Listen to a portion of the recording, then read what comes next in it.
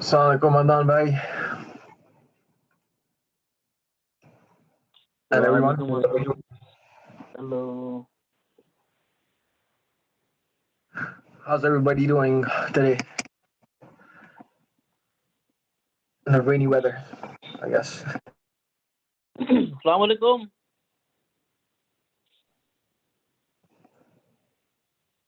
Walaikum assalam, but I guess Adnan bhai is not here, is he? Adnan bhai is not here. Amin bhai is here maybe. Assalamualaikum Amin bhai. Are you here? I guess not.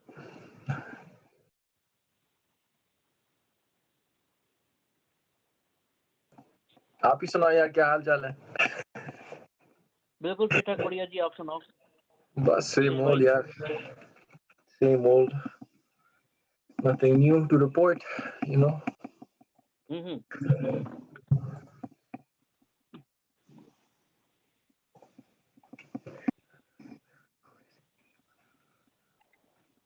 Sound issues. अस्सलाम वालेकुम। वालेकुम सलाम जनाब, क्या हाल है वसीम भाई? अस्सलाम वालेकुम एवरीवन। वालेकुम सलाम। अस्सलाम फैज भाई कैसे हैं? Hello everyone. आप लोग कैसे हैं? आप कैसे हैं? एवरीवन गुड, और हम अल्हम्दुलिल्लाह करिए ठीक ठाक।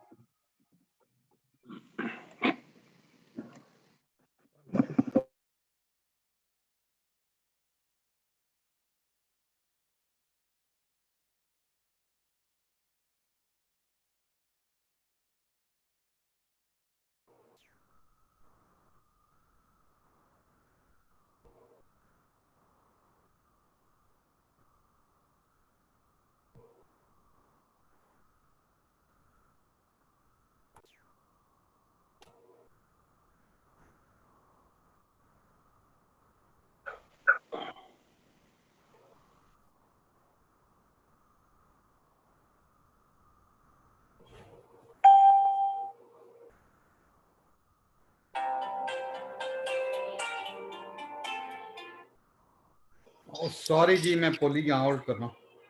अस्सलाम वालेकुम सर। एक मिनट। वालेकुम सलाम जिशान भाई। अरे क्या हाल है नवीद भाई, क्या सर नहीं है आज? सर हैं आज, कंप्यूटर रिस्टार्ट कर रहे हैं, वो कुछ साउंड का इशू हो रहा है। ओके। अरे आप तो बॉस हैं, आप सर थोड़ी हैं, आप बॉस हैं। हाँ भाई सही बात है। और सुना सब खैरियत है? अरे वसीम भाई मुबारक हो आपको। खैर मुबारक यार। वसीम भाई तो छा गए। वसीम भाई ने तो एंड आखिर कर दिया हर चीज का। क्लाउड्स पढ़ने आए हैं तो छाना तो आएगा यार। सही बात है, आपकी छत्र छाया में आना पड़ेगा, आपके शैडो में आना पड़ेगा हमें भी। आ जाओ भाई। सुना बड़ी क्रिकेट खेलते हो तुम? हाँ उधर खेलते हैं अर्जेंटीना पे। अब तो मौसम खराब हो गया, पहले तो था तो खेल लेते। आपकी भी देखी थी व्हाट्सएप पे पिक्चर क्रिकेट की, वो पीछे से आपने दिखाई हुई थी, कॉलर खड़े हुए थे आपके ख्याल से। क्रिकेट तो काफी, अभी तो मिल्टन टूर्नामेंट खेला था हमने। भैया वसीम भाई आपकी वॉइस का फीडबैक हो रहा है। ऐसे फिर इसका रीजन एक सेकंड रुको। या तो शायद फोन से भी कनेक्ट है या लैपटॉप से भी कनेक्ट है। तो वसीम भाई अपना इंडोर टूर्नामेंट खेल लेता, अपनी टीम ले, हम भी ले, कहीं पे भी बुक करा लेते, खेल लेते इंडोर। हम भी खेल रहे हैं। कहाँ पे? हमारे पास खेलते हैं, अभी भी हमने शुरू डोम में खेल रहे हैं। करवा दे, हम भी खेल लेते हैं आपके साथ। यार असल में देखो कैसे होगा, कोविड की अलाउड का चक्कर है। एसी उधर तो खुला हुआ ना? मिल्टन तो खुला हुआ है, मिल्टन वगैरह तो अच्छा। खुला हुआ है ना, हम्म। वो बंद है। पील रीजन और क्या नाम है टोरंटो वगैरह ये सब बंद है, ये वाला तो खुला हाँ, है। हॉल्टन खुला हुआ है मतलब। हॉल्टन खुला हुआ है। हाँ। नवीन, मेरी आवाज सही हुई? आपकी आवाज इको हो रही है। अब ठीक है? नहीं, अभी अभी भी भी हो है रही है वो। इको। फिर कोई और ही इशू है, मेरे लैपटॉप की आवाज तो बंद It's है। a reverb. You're getting the reverb, too much of echo on your mic, so you might wanna go and नहीं lower यार, the मैं तो volume. डायरेक्ट सेलफोन पे हूँ, माइक का तो चक्कर ही नहीं है। नहीं नहीं, क्या कहता हूँ वो प्लेबैक आ रहा है ना आपका, तो साउंड में मैंने बंद कर दिया है, लैपटॉप का तो बंद कर दिया मैंने। फिर भी आ रही है आपकी, शायद पता नहीं क्या हुआ। वैसे मैं दोबारा डायल Maybe you कर might लें। want to reconnect. Okay, that's fine.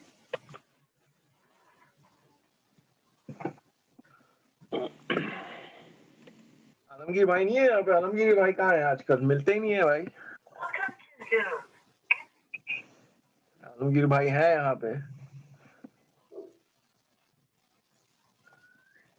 है नहीं लगता है।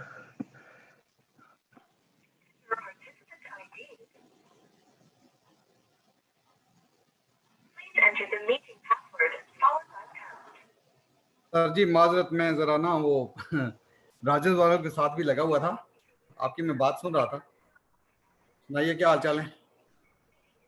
अल्हम्दुलिल्लाह। भट्टी भाई आप सुनाए कैसे हैं? बस शुक्र है, करम है अल्लाह का। आप सुने? ये आशीष भाई की कॉल आ रही है। ये आशीष भाई जी, मैं इधर ही online.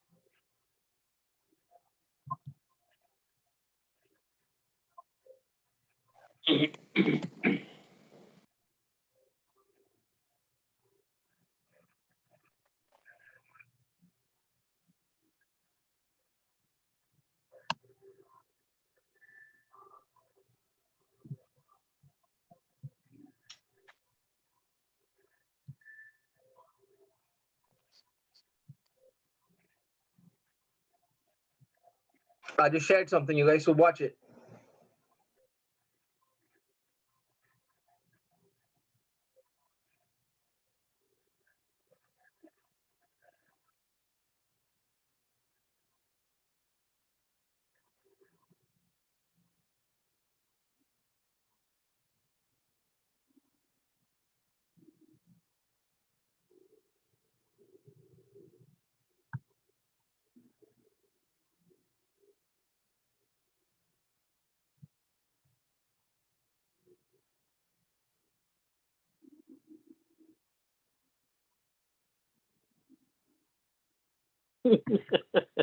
Not possible for me. Ashish bhai, this must be for you, not for me.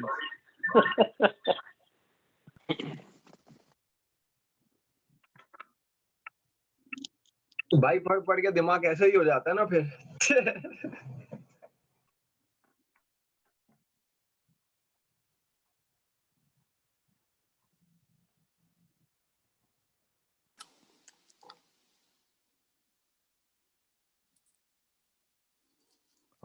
मेरे ख्याल से आज छुट्टी है नवीद भाई। रीस्टार्ट करके आ रहे हैं कंप्यूटर को नहीं यार इतनी जल्दी कहीं निकलने की जरूरत नहीं है भाई, बैठे रहो यहीं पे Could you please somebody translate? Oh, sorry, who my brother. He's like, today we have a holiday, you know? yeah Like, you don't have to worry about it, man. He ain't going nowhere, you know? You gotta wait to hear it. He's gonna Yeah, restart the Zishan computer and only be right back for you, bro. Zishan don't want to study. Hey, woman, Zishan don't want to study tonight. He want to go home. He want to take rest. आ गया sir. Hello, Assalamu everyone. Assalamu Hello. alaikum. Walaikum assalam. Sorry about that, guys. The mic had some issue, so I had to restart my machine. Assalamualaikum sir। So, who's working tonight? Somebody was saying that somebody wants to go somewhere tonight. Ishan Sir, wanted to Zishan escape, was you know, really quick. very badly. Sir, I don't want to go anywhere. I booked my exam, so on Saturday I have a paper. That's why. Oh, very good, mashallah. Congrats, Wasim. Excellent work, man. That's amazing. Thank you, sir. So that was your third exam, right? Yes. Okay, excellent. So was it difficult than the other two? I think it was the most easiest one than rest of the exams. Okay. So would you recommend someone that if they haven't started any, they can start with which one? Which one is the easiest one among the three? I think 742 is easier than the 741 and 740. Wasim, you have two mics on, I think, because your voice is double. Is it okay now, sir? Yes, that's excellent. Sorry. Yeah. So I think, sir, if you yes. ask me, all three are same, more or less. Mm-hmm. So Okay. I would, because we have to have all three, modules to be passed. So I would recommend either way they can go and just finish their, exam. Okay. So so in this exam, how many questions were in the dump? 267. 267. Right. 267 questions. And around the same number in other exams too. 257 into 741 and 287 in 740. Okay.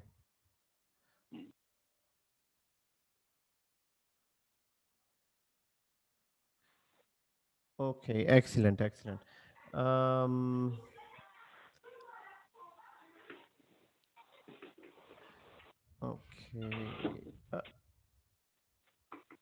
Faz, can you hear me? Because if you can hear me, because I'm not getting any request in the invite. So otherwise, I would have. Because you are asking me to let you in. So maybe you can try reconnecting from the other computer. So you are connected here though. right?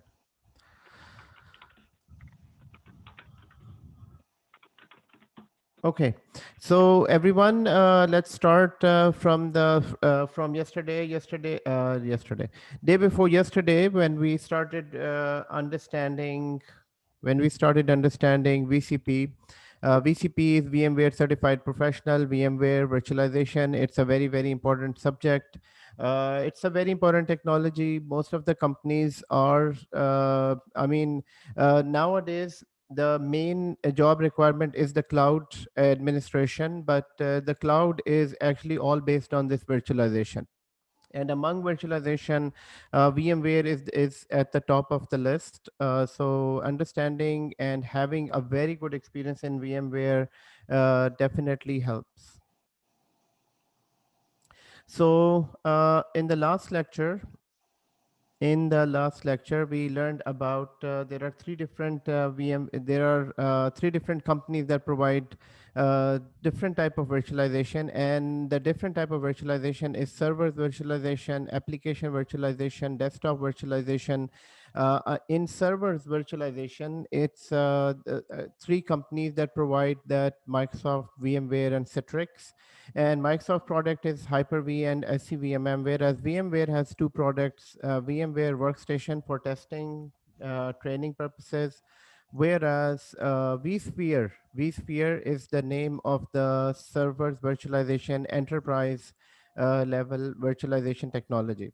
So VMware is the one, VMware vSphere. So in VMware vSphere, there are two main. There are many components that we need to learn, but there are two main components on which the complete technology is installed: ESXi and vCenter. Okay, so VMware, so three companies and few different type of virtualization. So the virtualization that we are learning is servers virtualization. So this complete training is about servers virtualization. There is no application virtualization or desktop virtualization. So this is servers virtualization. And what is servers virtualization? It's nothing but these VMs. So these VMs that are working here, that the VMs that we work in VMware Workstation, this is exactly like these VMs. But what do we need to learn? Let's say if we already know what VM is and how do you create a VM and how do you work with a VM, you can shut down a VM, you can edit a VM, you can increase RAM, you can decrease RAM, and all that. So what is there to learn? Guys, the thing here to learn is high availability. How can you, this is like a huge big cruise ship. On a huge big cruise ship, there is a VMware ESXi or servers virtualization, where your complete company is hosted on, where you have hundreds and thousands of servers hosted on these ESXi servers. So this complete the technology, the training we need to get, the expertise we need to get out of this training is how to make sure that cruise ship with thousands of servers keeps on going 24/7, 365 days a year. So that's the main thing in this training. And in order to do that, let's say this is my host machine is my laptop at the moment. So my laptop is my host machine, and your laptop is your host machine, which means that your host machine has all these VMs on this side. So at the moment, let's say I have VMs for John Brown, George Brown College, Humber College, and then there is SCCM lab, there is Exchange lab, there is University of Toronto, there is Citrix lab, and these are all different servers. I mean, for me, these are for training purposes. For me, these are the for training purposes. If my laptop goes down, it's fine. I mean, I can make these labs again. But guys, think of the companies that are making huge revenues on these servers, like eBay.com, Amazon.com, MSN.com, YouTube.com. So all these companies, basically, these applications are hosted on servers. So the technology we need to learn here, the technology, guys, put yourself on mute because there is some background noise coming from the mic. So guys, these servers are very, very important. These servers are very, very important servers. So this is what we need to learn: how to make this complete applications available 24/7. Okay.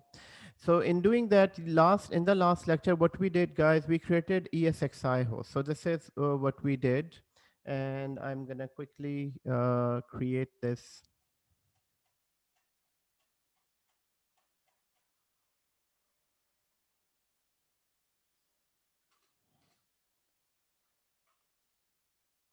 This is day 3, and on day 3, we are starting with understanding. We reviewed day 2.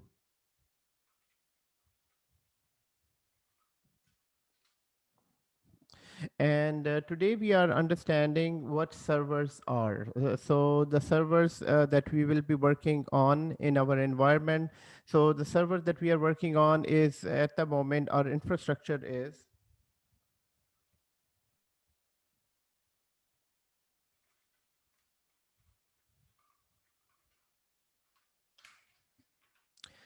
So at the moment, our class infrastructure is one Windows server and 2 ESXi hosts.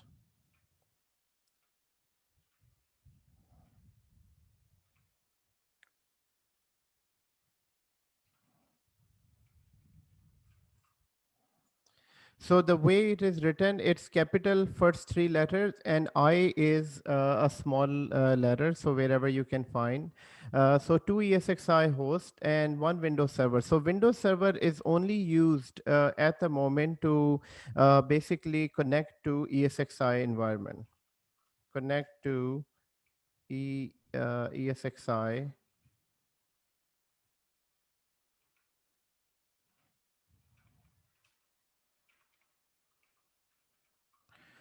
So in here, how do we connect? We connect from Internet Explorer. So all we need to do is go to IE and connect to the Internet Explorer, whereas the 2 ESXi hosts are connected, 2 ESXi hosts are installed with ESXi operating system.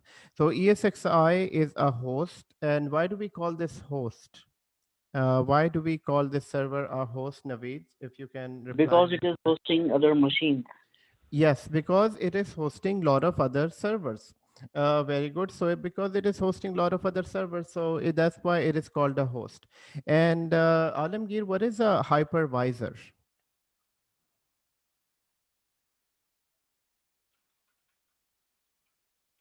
Alamgir, are you listening?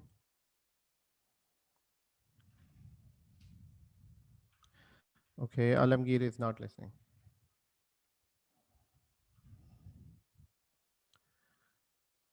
Hello, Alamgir, are you here? Or are you logged in and not here? Okay, so Naveed. So Yes, sir. yes, what is hypervisor? Hypervisor is like you can say a server where the virtualization is enabled, or in other words, it basically is a hardware layer, and it is a machine where we can create virtual machines. Excellent, excellent. And how do you remember this, Naveed, all from the last lecture? Yes, sir. I went through the notes, sir. You reviewed the notes during the week. Yes, sir. Okay, excellent, excellent. So, guys, this is very, very important. Thank you, Naveed, because without reviewing the notes, without reviewing everything that we have learned, guys, it will be a bit difficult for you to talk about this in the interview. So, for that reason, please review your notes every week. Okay, so guys, what we are going to do now is, first of all, I'm gonna quickly create one more server, just for the sake of practice. We need just 2 servers to start with. So so at the moment, what we are going to do, just to for now, we'll be working with 2 servers, and let's make a third ESXi host. So you can build a third server with me. If you have 3 or 4 servers on, guys, just shut down all the other servers, just leave one Windows server and one ESXi host, and create one more ESXi host. So in order to create one more ESXi host, let's create them everyone together, and let me know once you have created one more server. So yes, Ashar, you can ask a quick question. So here, all I need to do is provide the ISO. And once the ISO is provided, I'm going to name this right from here. So Naveed is saying that I have 3 ESXi machine. It's fine, Naveed. You can just for the sake of practice, shut down two of the machines, leave one ESXi on and one Windows on, and create one more. So I'm going to call this pass ESXi02 and leaving everything as is. So guys, everyone create one more ESXi host and let me know. So I should ask the question when Naveed said that it is to do with the hardware layer, then it refers to type 1 and type 2 virtualization difference, right? Yes, so type 1 hypervisor is basically a hypervisor that directly works on the hardware, whereas type 2 hypervisor is a hypervisor that requires Windows and then you install it. So ESXi is a type 1 hypervisor. Yes, so it's a hardware layer inside. So by hardware layer, we mean that there is this operating system, and on this operating system, there is this virtual layer on which we are creating these all VMs. So that's the hardware layer. Excellent. So good remembering, Asher. Um, so I'm creating this. I am creating this ESXi host, everyone.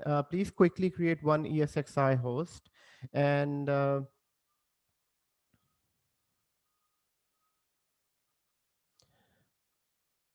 okay. Number, Yes, could go you ahead. could you please, if we later than we create and just listen to the class, or you prefer we create right now? Um, it takes 10 minutes just to create one. It takes 10 minutes to create one. It's better to create now because, the more and more experience you get, it gives you more and more confidence. So it doesn't take more than 10 minutes. So initiate. So is there a problem for you to create a VM at the moment, or you just want to take notes? No, I just do the note and I listen to the course. I say maybe after the class I gonna create and I gonna do something. Just I don't know what's your suggestion because I follow what you consider. Yes, I think it's better to create one machine. It's better to create one machine right now, so that I can. So after this, we are going to start configuring ESXi host. So you are going to need the lab for that purpose as well. Okay, so just take 5 minutes and just initiate the ESXi host, please.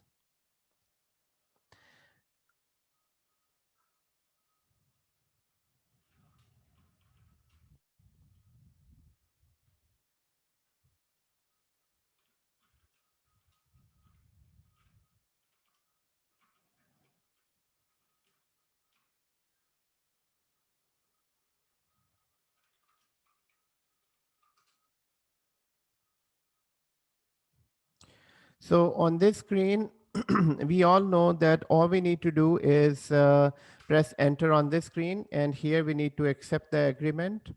And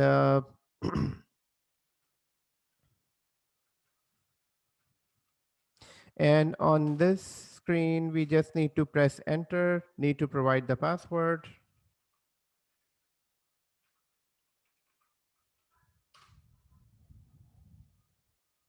Okay, so it's saying it's not enough.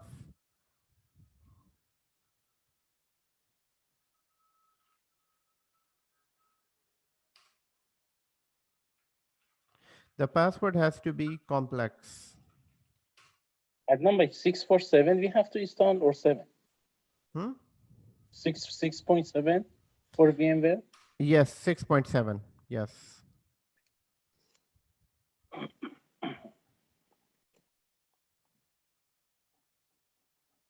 Anyway, I have a question. Please go ahead. When we enter the IPv4 address, so right below that is DNS configuration. So is it important to restart the machine before entering DNS, or we can enter that right away?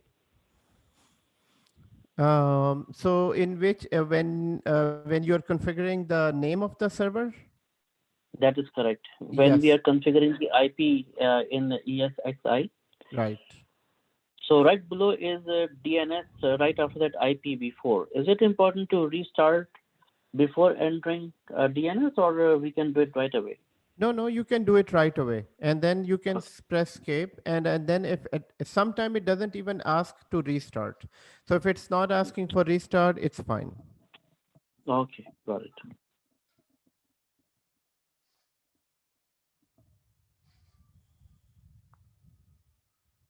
And second question, sometimes the screen is in black and sometimes the screens come half yellow from the bottom and half black at the top.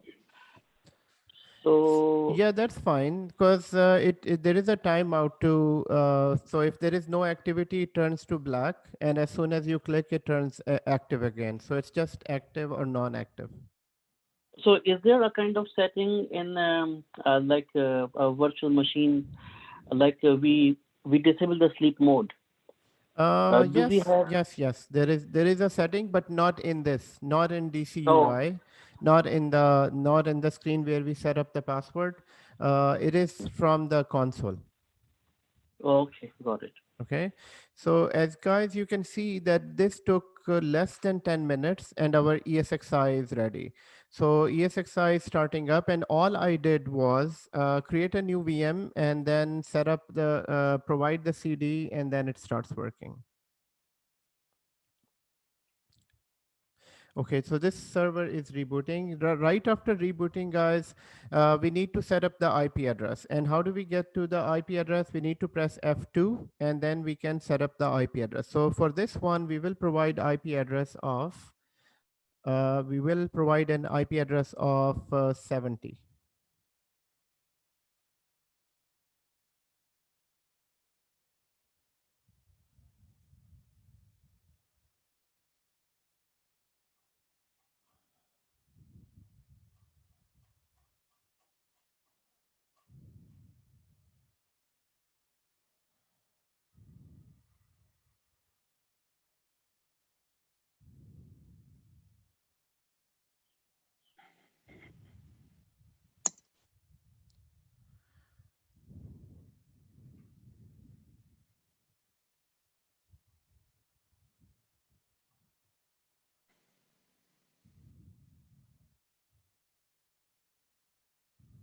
Is the class started? Yes, class started long time back, Alamgir. Sorry, sir. I think there was some problem. Where were So you? just, I sorry, asked, I called your name few times. sorry, I was not here. Sorry. Okay. So what are you doing, sir? So what are we doing, Alamgir? We just created a new ESXi host, okay? Okay. Guys, every day we will be doing a quick warm-up exercise every day to install something, to configure something so that we can stay on the practical side of this training. So Alamgir, if you have 2 or 3 ESXi hosts, all you need to do, just shut down all the machines, leaving one Windows server, one ESXi server, and create a new ESXi host quickly. Okay, sir. So Windows Server, Windows 10 is okay, sir? Windows 10 is fine as well at the moment, but we are going to need a Windows server because today we will be installing Active Directory with vCenter. So for that, for vCenter, we do need Active Directory. Okay, sir. Adnan bhai, I have a question. Please go ahead. You know, for the installation, they ask me remove the installation media before rebooting or reboot the server to start using ESXi 6.7. I have 3 options. Okay, hold on. Can you repeat your question? So once you start with the installation? Yeah, they say installation completed, but I have the yellow line. Remove the installation media before rebooting. Reboot the server to start. Yeah, you just have to hit yes on that. That's just a generic thing. So just hit just enter on it. restart. Yeah. Adnan bhai, quick question. So we need 2 servers or we need 2 ESXi hosts, yes. Yeah, 2 ESXi is fine, but like, do we need 2 Windows 2016 or just one? Just one. So Okay, one server and 2 ESXi hosts. Perfect. And I'm setting up the password. So, sorry, I'm setting up the IP addresses now. So once you set up the IP address, all you need to do is press F2 and then go to configure networking And quickly, this can be accomplished. I can go to change static IP address, and right here, I can just provide.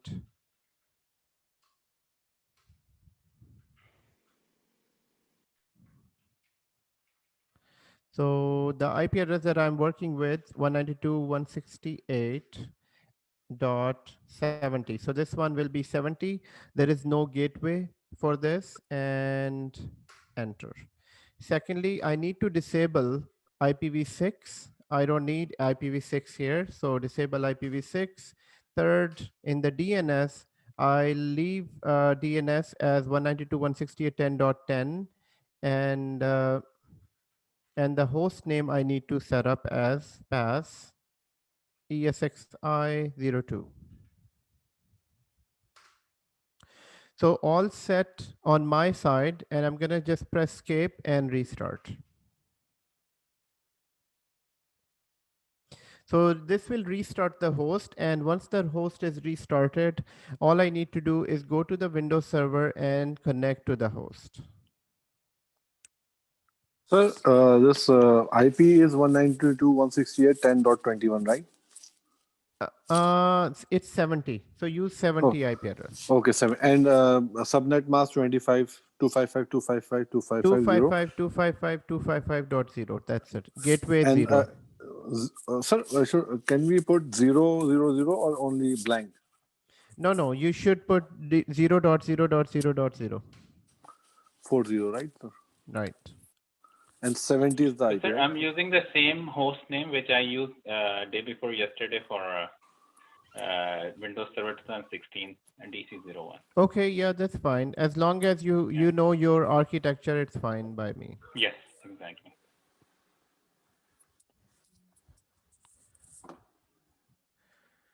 So server is starting up. When the server starts up, everyone, we just keep an eye on, keep a lookout on this screen, the main screen.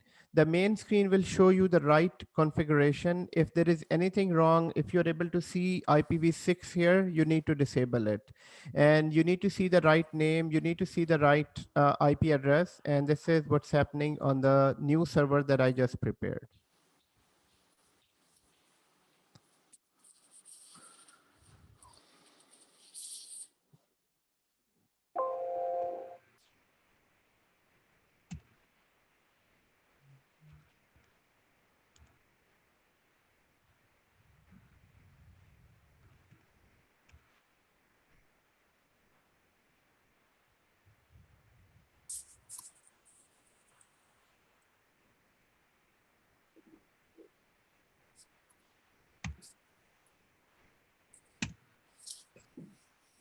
So once your server is ready, just type done.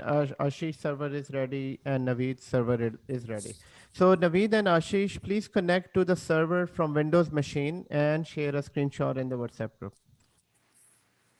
So connect to both of the servers. Connect to both of the servers from two different browsers.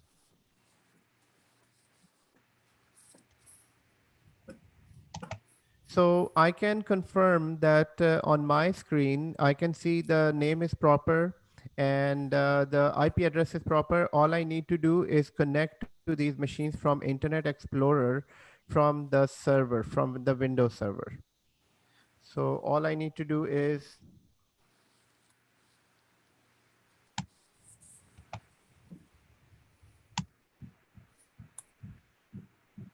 so one server is 60, the other server is 70.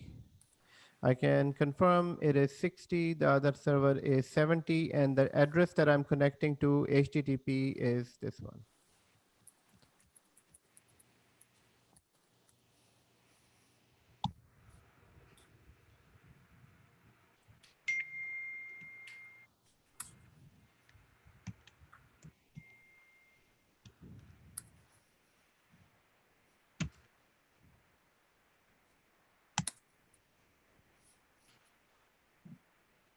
I have to toggle between my Zoom and my VMware. So You have a problem between what? I have to toggle. Yani, first I have to see you are doing, and then I have to go on my VMware because from my old PC when I was trying to log in, it says the host has removed you from. Okay. Yes, Faz. Faz, that happens. I replied to your message. That happens. So first of all, when somebody connects, I can see the request right here. If you're looking at the screen, there should be a request here that I can admit. Okay. So I haven't received the request. Maybe you might be using an old invite or something, or maybe it's not going through, and when the request is not acknowledged, then automatically a message comes to the user saying that you were kicked out or something like that.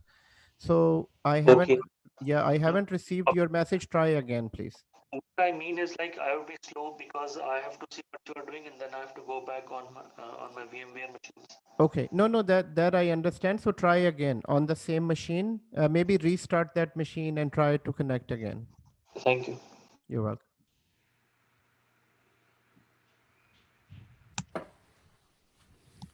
Okay, so I am now connecting to ESXi host from to both ESXi hosts from the Windows server.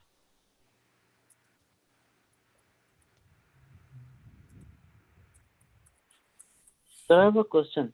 Please go ahead. From that ESXi setup, how can you change the name of the machine?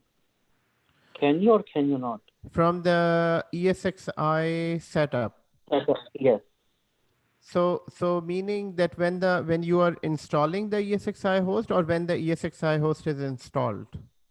Yeah, once it is installed, can you change the name from the setup after pressing F2? Yeah. So you can go to DNS settings, and where it says the host name, you can change it from there. Oh, okay. Yes. Okay. Got it. Thank you. Okay. You're welcome. Sir, So yes. I have, sir, when we are updating our IP address, so after putting detail, enter, when we put enter, so it will update it, because when I put enter, so it is not updating the IP address. Okay, so you're on the IP address screen, right? Yeah. And you are, so first of all, you need to change to static IP address. So first of all, let's say if you're looking at the screen, I'm going to go to that's. Yeah. Yeah. So on this screen, which is not yet here. So on this configure screen, you come here, you go to IPv4. First of all, Yes, you sir. need to be on this line, third line, and then Yes, sir, press static. and then press. So this circle should be in that. Okay. Right, sir. And after that, you need to be in the second line, and you can just change the IP address. And Yes, sir. after that, Right. press enter. Yeah. So you're on this screen. Yes, sir. And for the IPv6, we have to put this disable, right, sir? For IPv6 should be disabled, yes. Yeah. And for DNS, sir, when I'm going to DNS to change enter, can you come, sir, DNS to change the name, sir? Yes. So on DNS, all you need to do change this to the host name. This one, this needs to be changed. Yeah. Okay, but before that, you need to use this line, use the following DNS address. Okay. So primary DNS, okay, we have to change this one also, right, sir? Exactly. 100.10, right, okay.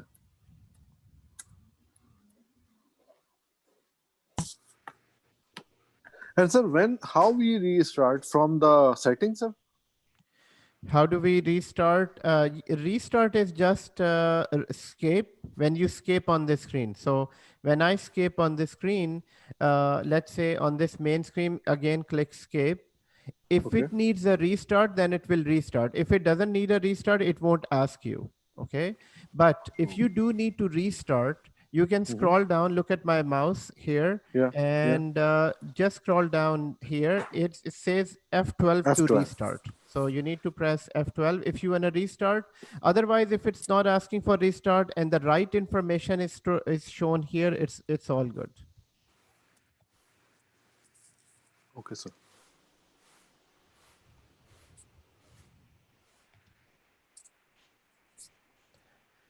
Okay, Naveed, you shared a screenshot, and Wasim shared a screenshot, Ashish shared a screenshot, and Faz shared a screenshot. Excellent, everyone.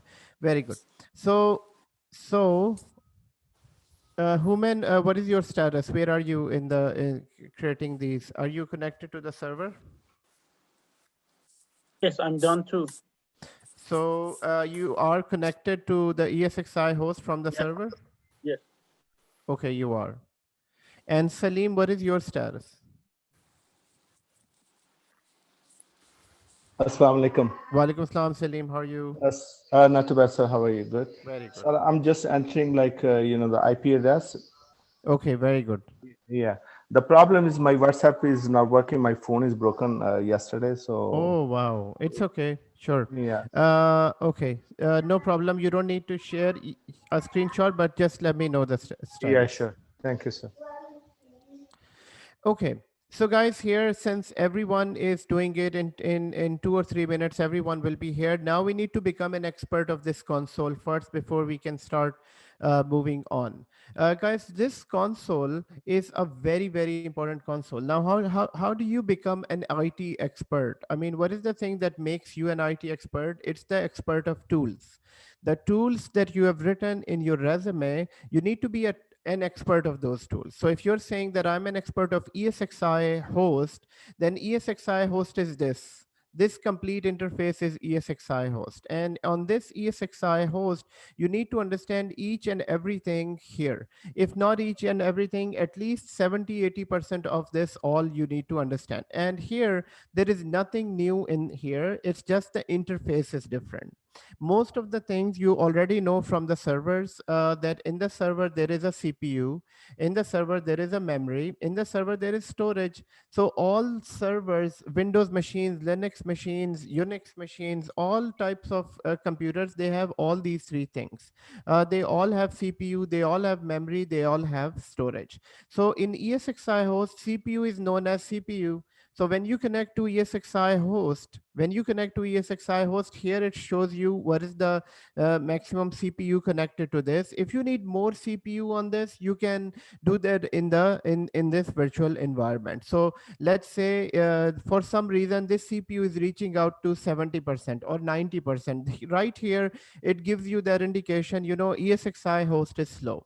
So guys, as your day-to-day responsibility, as part of your day-to-day responsibility as being a VMware admin, you need to have a look at this screen every day, kind of look at the screen every day. So in large companies, you will be dealing with anywhere from 500 to 800 hosts. 500 to 800 hosts, and on those 500 to 800 hosts, there will be around maybe 5,000 servers. So 5,000 servers, you're working with that environment, and on this host, and you need to understand that this is one host that I'm connected to. This host is known as PAS ESXi01, and this host. So this is the host, and this is where I am connecting from. So on the ESXi host, we can do just some very basic settings, and rest of all of the management is done from this console. So first of all, we need to understand that in ESXi, there are two types of management we can do. So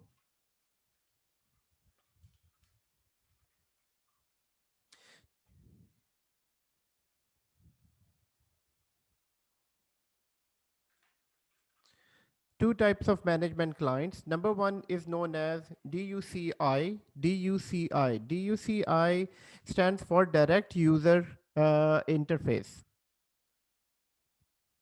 Oh, sorry, DCUI. Direct Console User Interface.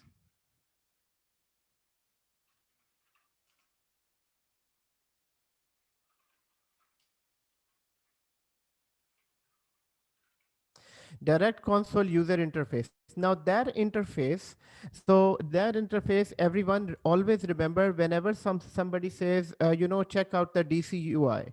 DCUI refers to this interface. So this interface refers to as DCUI. It is direct console user interface.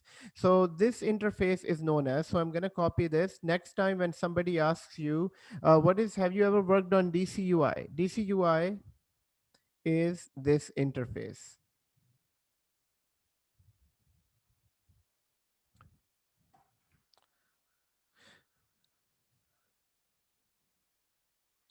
So on DCUI, basically what can you do on DCUI?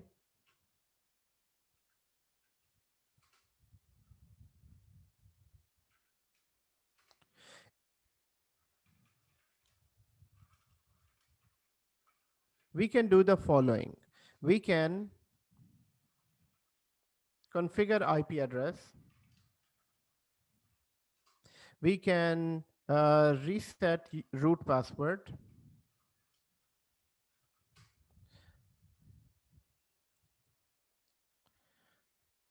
So we can configure IP address, we can configure root password, and we can do setup.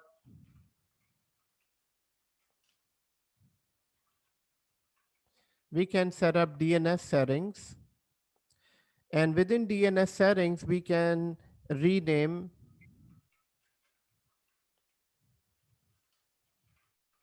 We can rename ESXi host. So these are the things we can do. We can also disable.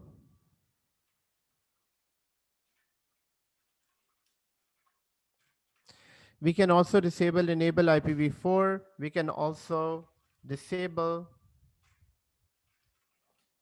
enable SSH login. So what is SSH? Yes, go ahead. Yeah, I was about to ask you. Okay. What is SSH, guys? SSH stands for Secure Socket SSH. Secure Socket Host, I guess. Let me quickly check that out. So Secure Socket Shell, I guess. So I'm just gonna quickly make sure.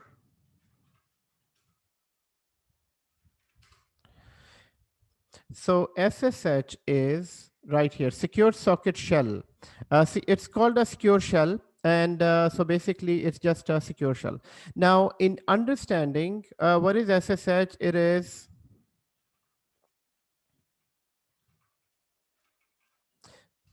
a secure shell.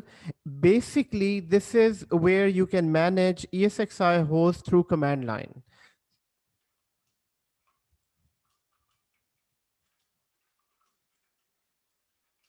So can you increase the size of the screen of your Word? Yes, I will. Thank you. Manage.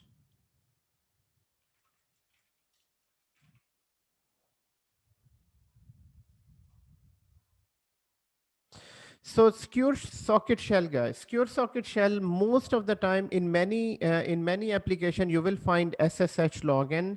And SSH login, if you're looking at the screen, everyone, SSH login is nothing but what we do in command prompt.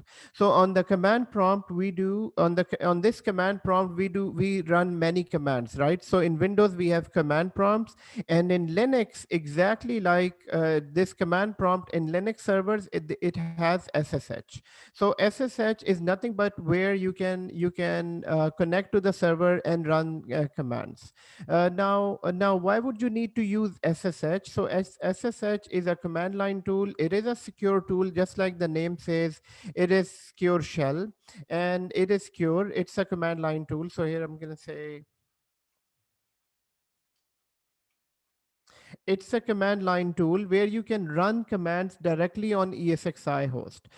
So what does that mean? So how many ways we can connect to the manage ESXi host, guys? One way is DCUI, which is this access direct console user interface, which is this one, which we already know. Have we worked on DCUI so far? Anyone? Everyone?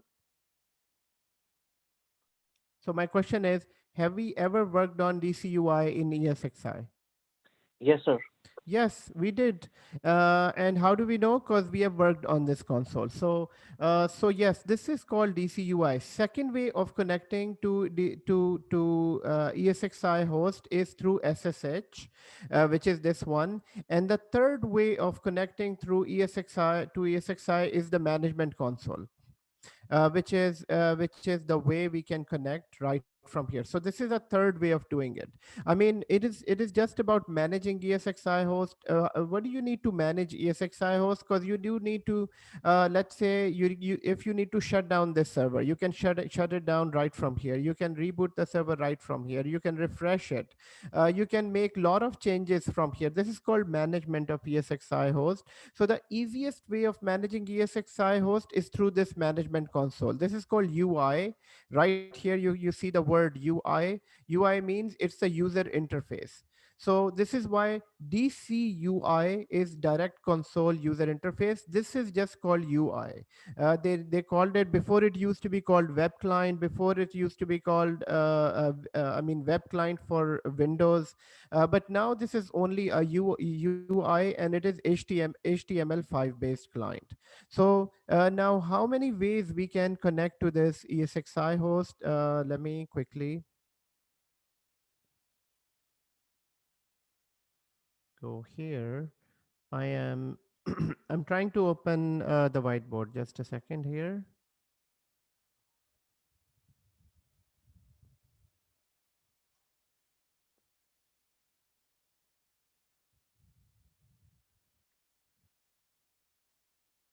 Nalbhai, what was the third way called to access it? The yellow screen. Sorry. Can you repeat your question, please? What is it called? Like SSH, UI, and what was the third one And called? DCUI, DCUI. direct console and user interface. Thank you.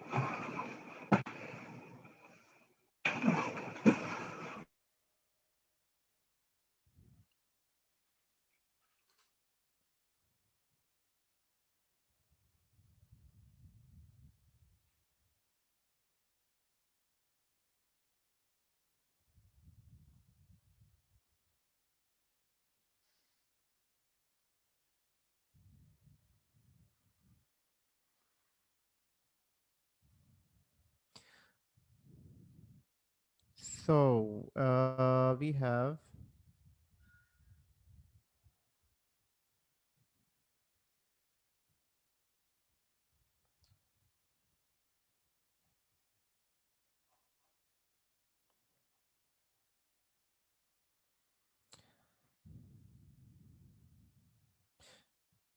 server 1 and server 2 and server 3.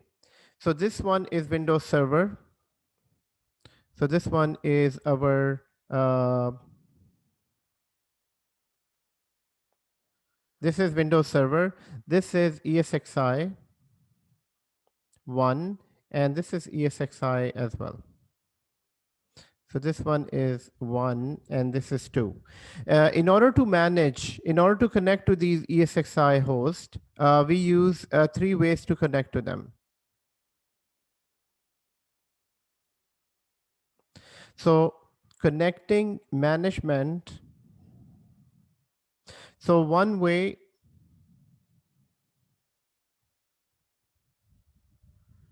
management of ESXi.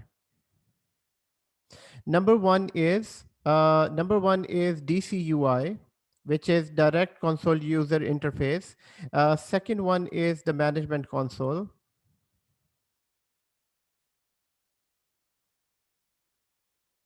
And the third one is SSH. SSH is a command line utility from which now SSH will provide us with a command prompt type of prompt on which we can run different commands. So on which we can run commands to connect to SSH. Now, most of the time you will be working either with DCUI or management console. The management console will be your main space where you are managing it. Then why do we need to connect to SSH? SSH, we will connect to SSH only for emergency purposes. Let's say anything goes wrong in ESXi host and you're not able to connect to management console, and you don't have a physical access. In order to connect to DCUI, you need to be on the system. You need to be there. I mean, you can understand that in real environment, these are physical servers. So this one is a physical server, and it will be somewhere in some data center. So it is not close to you. So in order to work on this console, here we can see that here we are working with virtual server. So I can see that this is so this is the interface that if you're physically available in the data center in front of the server. This is why this is known as direct console. Direct console means that you drive to the data center, and then you're in the data center, you're standing in front of the physical server, then only you can access this console. Otherwise, there are few other ways that you can connect to from the hardware, from the server hardware utilities. But most of the time, this console you can only access when you're there physically available. So and then so which means that this DCUI is when you're there in the data center, you're accessing the server, and in there you cannot do much. I mean, you cannot create machine VMs inside using the DCUI. You can only do only few of the things, like set up the IP address or restart the server. Maybe the server is hung, you just plug the power off and then plug it back in, then you can restart. So DCUI is most of the time available on the physical data center.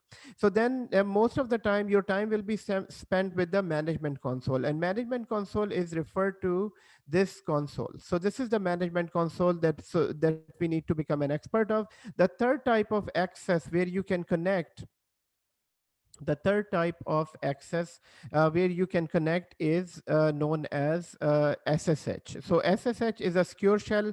At this point, at this moment, just remember SSH is exactly like this. So later on in this training, I will show you how to connect to SSH. We need to use a PuTTY. There is a client called PuTTY. PuTTY client, I know this is a maybe a unusual name, and maybe most of you might have heard this for the first time, but the people who are working in Linux, they use PuTTY client a lot in order to connect to Linux servers. So at the moment, we are not connecting to SSH. So at the moment, I want you to remember that there are three ways to connect to ESXi host. One is DCUI, second one is management console, and the third one is SSH client. So let's now log into the management console. Now, within the management console, I want you to remember that in the management console, there are few things that we need to see here. So I'm gonna move it on this side. So on ESXi host, first thing is I mean, what is the resemblance between a Windows server and a ESXi host? So guys, the very first thing on hardware level, it's a physical, I mean, it's a server.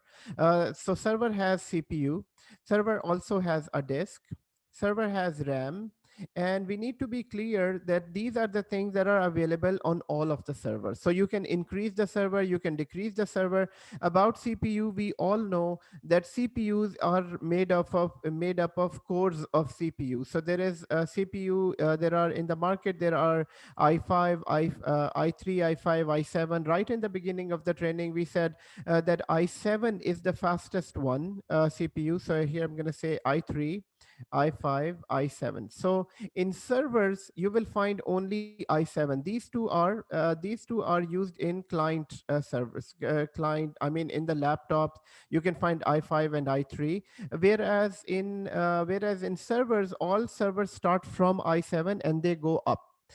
So CPU is there, and CPU and i7, right from the beginning, we said that i7 is basically a quad core CPU, which means that it is physically one chip, but there are 4 CPUs inside.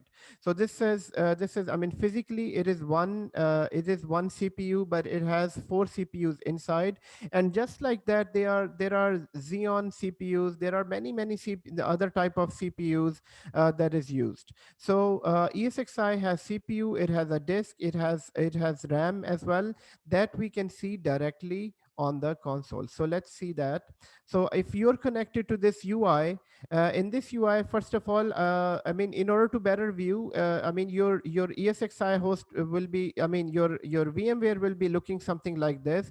I would say make a bigger screen. How do you make a bigger screen? So if you are following the mouse, just click on this icon so that this is gone. You can click on this icon, or you can just close it from here so that you can get a bigger screen for your ESXi. Number one. Number two is that you shouldn't have this black spaces right here. So in order to remove these black spaces, what I would say, you can just double click here, double click, I mean, make it smaller or make it bigger, VMware workstation. This will give you a bigger screen. So once you see a bigger screen, you can click on this navigator. On the navigator, it will be expanded. We need to see all this, and we need to see all that as well. So this is why I'm saying you need a bigger space here, bigger screen, so that you can look at the big picture here. Instead of currently, it might be looking something like this, which is smaller screen, and even this one might be like this. So I mean, it is minimized. In the minimized, we won't be able to understand all the services. So for that reason, I want you to close the library in VMware and also click on navigation so that you can see everything here. So first of all, in the host, it is showing you the main ESXi host settings. So number one, it's showing you the version of ESXi host, which is 6.7. It is not connected to vCenter, and we will be connecting it to the vCenter later on. We'll go into more depth what is a vCenter. But right here from the start, if you don't have a vCenter, you can, so ESXi, VMware is the company, and ESXi is their product. So VMware has provided, just like Windows Microsoft is a company, and Windows Server is their product. So here, this is VMware is a big company, and here ESXi is a product. Right here, it shows you who's logged in. So at the moment, root user is logged in, and here you can get the help as well. Where you can get the help, you can see, you can go here about, which is, it gives you some information about the server, which is, it's an ESXi host. This is a version and the client build and everything. So and secondly, here in help, you can go to help as well if you need to, get more help on this one. So for that, you need to have internet available on this. So at the moment, we don't have internet, so that's fine. We don't need that at the moment, but help documentation is available. Secondly, you can also update your server. Then you can go to vmware.com. There are some tools and links here here from where you can connect to, where you can connect to. So at the moment, we'll just leave them as is. But here, this is an important thing, which is a search. So in the search, you can search for anything. So for example, I'm searching for data store. So if I type the word data store, it will search inside this ESXi host, and it will show me if there is anything with the name data store. So at the moment, it is searching data store.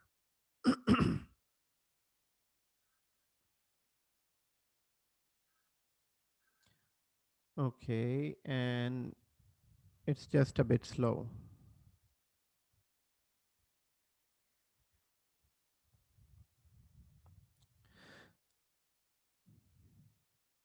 So yes, so it gave me two options. There are two things with the name data store in this ESXi host. And guys, data store is the name of the disk. So in ESXi host, disk is known as a data store. So when I go to a data store, basically it will take me to the disk of this ESXi host, which is right here. So I'll just go in here and connect to this disk.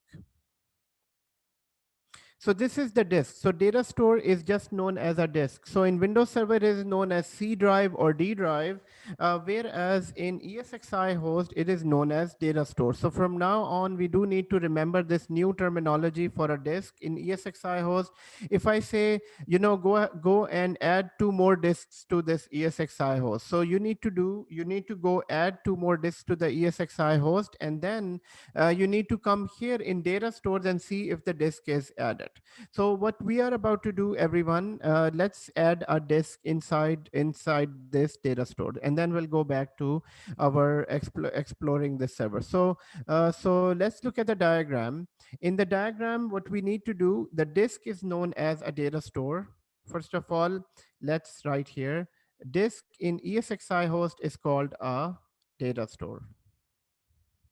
So for now, all of these ESXi hosts, they have only one disk available. So there is disk number 1 available. What we need to do on ESXi 1, we need to add 1 more disk, which is 40 GB or 100 GB in size. So let's add a 100 GB disk to this. Now, before adding the disk, let's first understand how do we add the disk. Guys, do you remember how to add a disk in Windows? All you need to do in Windows VM, you go to properties of this VM and add a disk, and then you go inside the server, then you go inside the file and storage services, then you need to make the disk online and then format, and then the disk is usable on Windows Server. But in ESXi host, it's almost the same procedure. All you need to do is go to the properties of this ESXi host and add a new disk. So we will add a new disk of 100 GB. Once that is added, then we will come back inside ESXi host within the console. And within the console, we will go to storage. And within the storage, I need to go and add a data store. Okay. So these are the 2 steps that we do in order to add a disk to ESXi host. So let's do this. First of all, I need to add a disk in this. So which means that I'm not adding a disk in server. So if you would have had to add a disk in server, remember that I am managing ESXi host from Windows Server. This console, and also remember that you're sitting on Windows Server. So we are not adding a disk on Windows Server. I mean, sometimes students confuse that they go ahead and they go and add a disk on Windows Server. So if you go to the setting of Windows Server, this will add a disk here, not on the ESXi host. So you need to be 100% clear where you're adding a disk. I'm adding a disk on ESXi host. So for that reason, I will right click and go to settings here.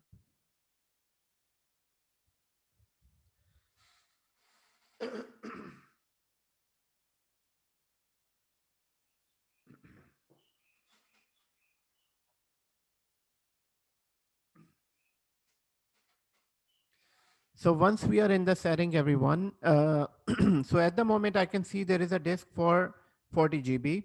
I need to add another disk, and that disk will be add. And in here, all I need to do is select the disk. And the disk that I'm about to add is SCSI. I'm going to leave everything as is.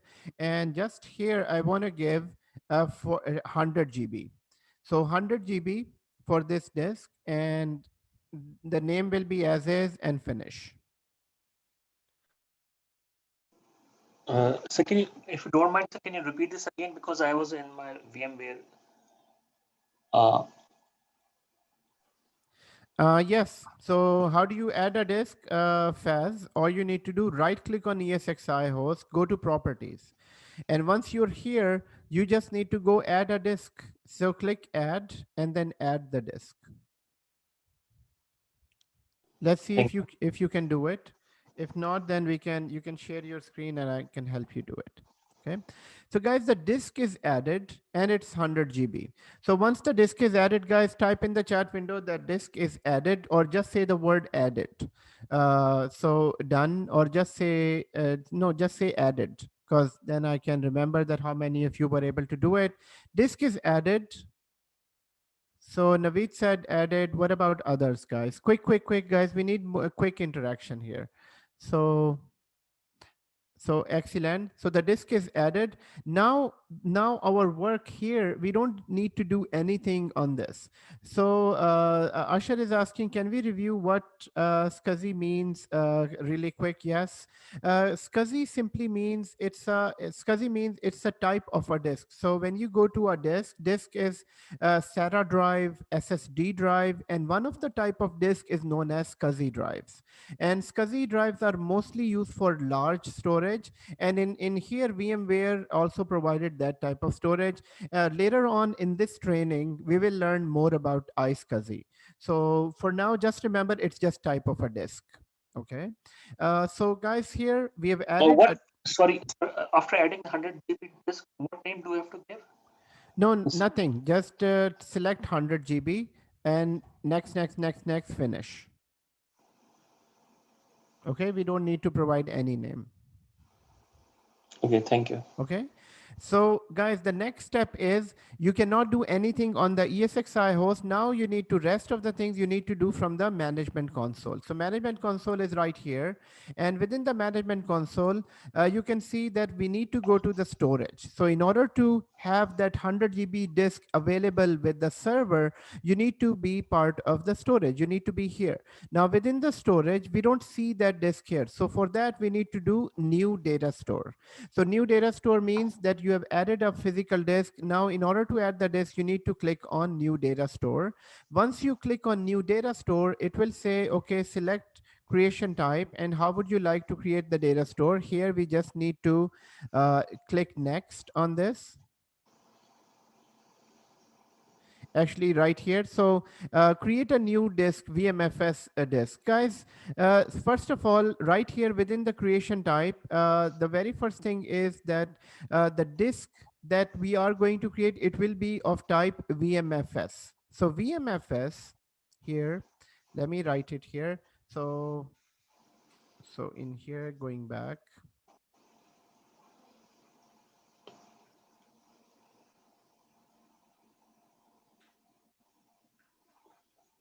Yes, type of management, and in the type of management we were, so one is DCUI. We can manage ESXi host through DCUI. We can also manage ESXi host through UI, that is where that is from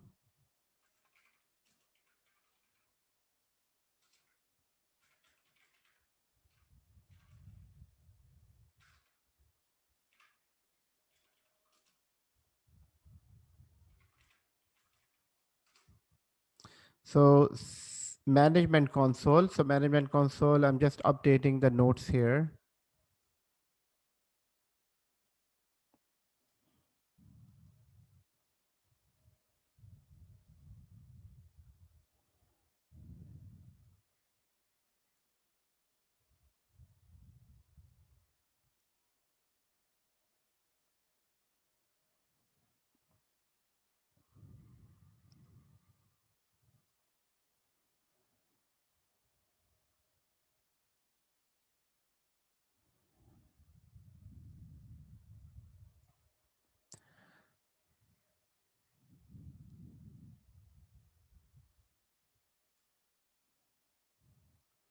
Adnan, I have a question.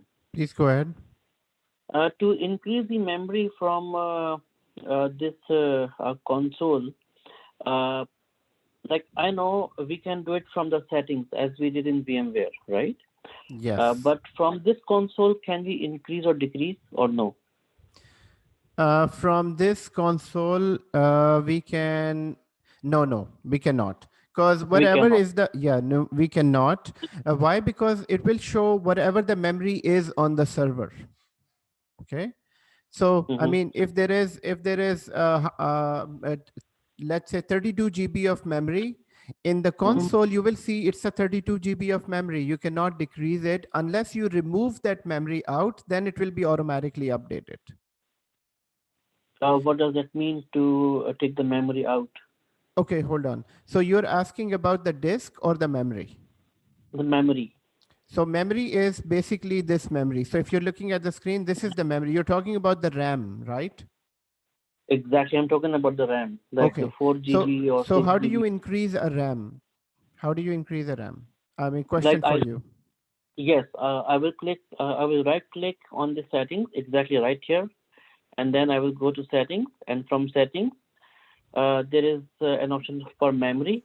And you will increase it, right? Exactly. Right. So when you increase, just like, so when I say take out the memory, it is exactly means that you go to the settings again and you will decrease the memory right from there.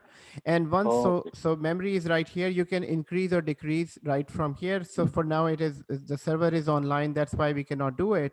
Otherwise Okay. I can increase or decrease the memory. It will be automatically updated, to answer your question. Okay. So it means that in console we cannot do that. We have to do it from there only. Yes, yes, exactly. Okay. Exactly. Got it. Thank you. Okay. Okay, so in order to manage the storage, we need to go into the storage. And within the storage, since we added 100 GB of disk, in order to add that disk here, all we need to do is to go to new storage, and right here we need to select what is the type of storage is this. So all the disks, so the main disk operating system, the main disk file system is known as VMFS. Guys, VMFS is a file system that is used for ESXi host disk. So right here it is, so I'm gonna say storage.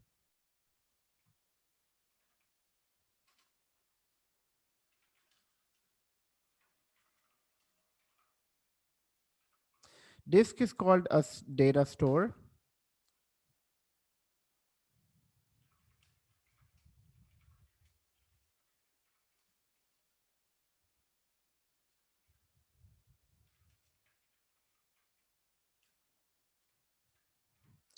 So, and the file system of the disk inside ESXi host is known as VMFS. And VMFS stands for VMware File System.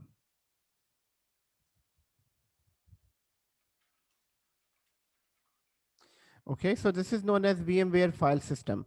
So in Windows, file system is known as NTFS. So this is in ESXi, this is known as VMFS, VMware file system.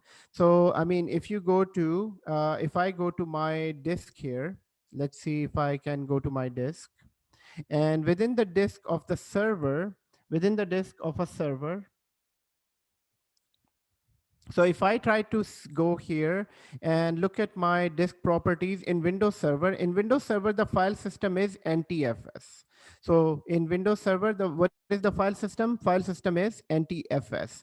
NTFS means new technology file system. So on all the Windows Server, Windows 10, Windows Server, everywhere, the file system is NTFS. And what is the file system? File system makes sure that file system shows you how much capacity is in your disk, how much disk is used, and then here on the file system you can set up permissions as well, who has access to the disk, and then some few other things here in the file system. So file system maintains how can you create files, how can you delete files, and all that.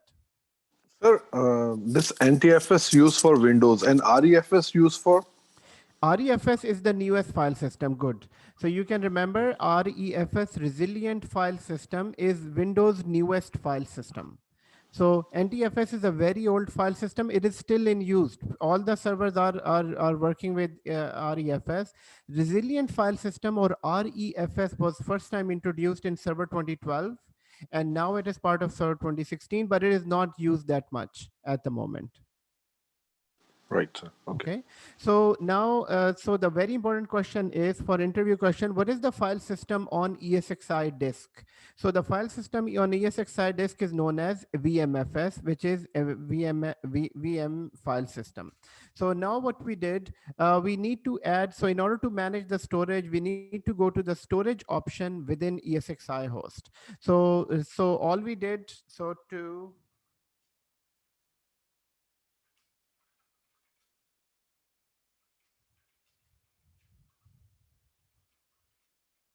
we need to use the UI which is UI. And from now on, UI refers to user interface, and that is referred to the management console of ESXi host. So guys, I'm here. Remember that we added a disk. So we added a 100 GB disk, and now we need to create a VMFS disk storage. So here, I mean, there are some other options as well. Let's say you have an existing disk, you need to extend the data store, meaning let's say you have a 40 GB disk and you had to extend it to 80 GB. So first of all, you will go outside and increase the capacity of the disk, and then here you will come here and extend the disk.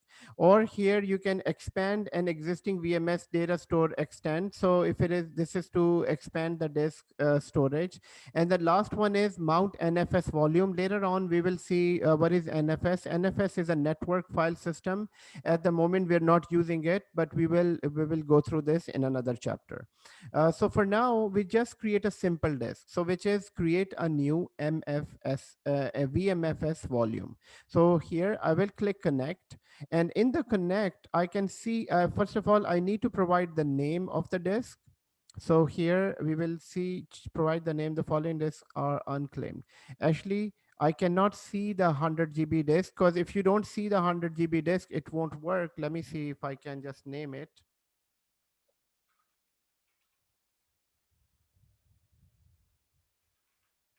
So I'm just naming this as disk 2, and I cannot see the disk here. So which means that there is something wrong with this. And sometimes that happens, guys. Sometimes that happens. You must see 100 GB here in order to configure this. So I'm going to cancel this at the moment. And what I will do is sometimes I just need to refresh this. Okay, so first of all, I'll go back to the server, go to the settings, and in the settings, I need to see that if the disk was properly added. So if the disk is properly added, that is one thing. The second thing that I need to make sure, so if after making sure the disk is properly added and I'm not able to see the disk, anyone is able to see the disk in your machine? Yeah, remember I created the disk for 50 GB Right. instead of 100 GB, but I'm not able to see that in the console. Okay. Neither am I. I thought there might have been some other way to actually add it. I even Okay. tried it that day, but nor could I update any files to the present disk, nor could I see any like new disk essentially. Okay. So what I'm But gonna, even we don't see it in the settings too, sir. you don't see that in the settings? I So can see that in the settings. yeah, setting I have seen, sir, 100 GB. Second disk, But here we yeah, don't see this. yeah, but here we don't see, sir. Okay. Do we need to re-log in or something? I Or think maybe okay. we just need to re-log in. Okay, so here, so this is a new data store. Oh, okay, hold on. Maybe we need to rescan this and then create a new data store. Yeah, try re-logging and see that if it comes. So data store name is disk 2.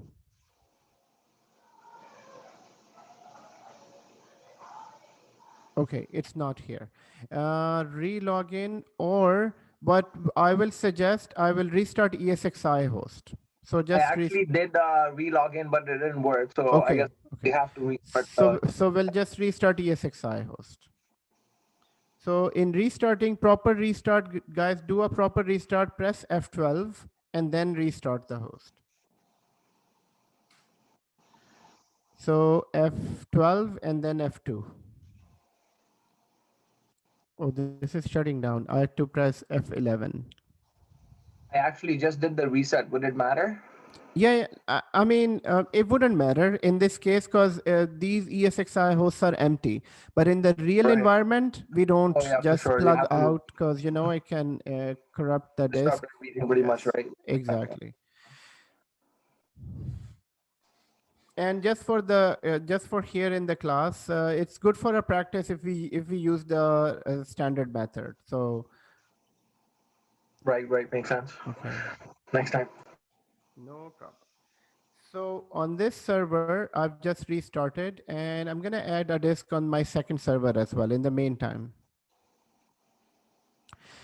Normally, the restart is not required. You can just add the disk and it works fine. But maybe in this version, they made it sure that the server should be restarted.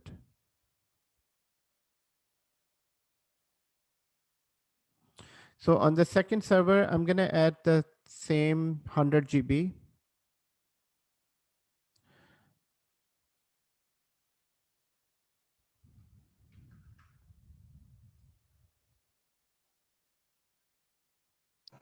Yeah, it shows up now actually. Okay, excellent, excellent. Perfect. Very good. So, which means that as soon as it comes back, we can connect to the console again.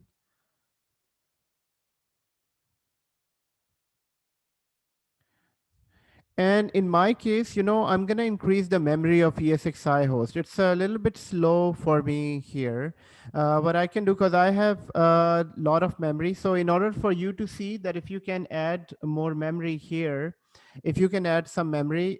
So first of all, I need to add more memory to my ESXi host. So ESXi host is running on 4 GB of memory, which is giving me a little bit slower performance in managing from the server. So first of all, in order to increase the memory, I will check that what is on my host memory. So what is going on with my host? In the host, I have total of 23 GB of memory, from which 11 GB is used. So which means I can add another 2 GB to ESXi host, so that wouldn't affect my overall memory usage. So Sir, what can I'm, I ask you a question, sir? yeah, please go ahead. How do you refresh your browser once you restart ESXi machine? I think you need to re-log in. So log off and log in. Or maybe you can close the browser and open a new browser and then log in. Okay, thank you. Okay. Adnan, do we need to partition the disk at all, or No, use? just keep the same disk, 100 Okay. GB, and just have one disk for that. Perfect. Sounds good. So Okay. do you need to log in the server too? From the log into the server, meaning on the Windows server? Yes, sir. Like log out and log in or what? No. From here, from the console, yes. We need to, since we restarted the server, we'll just need to re-log in. Oh. अस्सलाम वालेकुम, मैं अदनान भाई अब्दुल्ला बात कर रहा हूँ. जी वालेकुम सलाम Abdullah, how are you? I'm good, sir. Thank you very much. I'm sorry, I totally forgot about the class. I came from office and just sitting here. Okay, no I got the problem, message. I'm sorry for that. no problem. So Abdullah, what we are doing, we are just we have just created a new ESXi server. We are just adding a disk to a ESXi host. So if you have your lab ready, just have one Windows server and 2 ESXi. Windows Server and the 2S. Okay. Okay. Sir, a problem here. Yes, what is the problem? My browser is basically stuck or frozen here in the, like, I'm not able to go into that console. Meaning you're on the Windows server, but browser is not doing anything. You're clicking, nothing happens. Exactly, that is true. Okay, so just close the browser. Even closing is not working? Even I can't even close it. Okay, in that case, either I have to restart the whole machine, Try or Alt F4 maybe. Alt F4. Yeah, that's basically the command to close it, right? But you can't even go to Task Manager or nothing. No, I cannot go to Task Manager even. Oh, yeah, probably stuck. Okay. Yeah, I'm resetting it. That's fine. That's okay. Okay.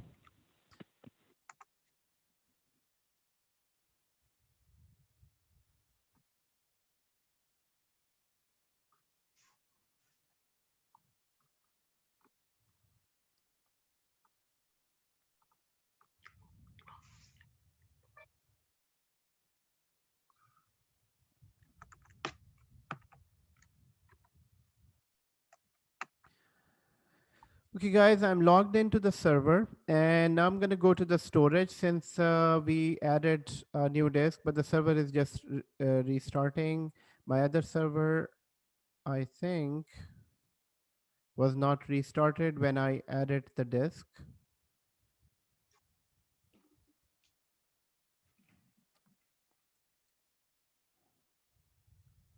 So guys, in ESXi host, disks are known as data store. So please remember that the data store is nothing but a disk inside ESXi host. So let's say if I'm saying that in my ESXi host, there are 10 data stores, meaning there are 10 disks in my ESXi host.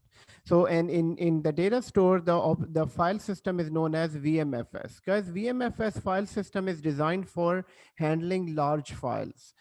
So the main quality, it is just like any other file system, but it is designed to manage large file sizes because in VMware, all the VMs are large file size.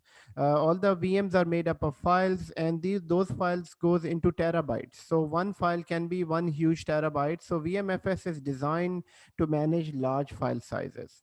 So in the storage, now I'm in the storage and I need to make sure my server is back. Server is still starting up.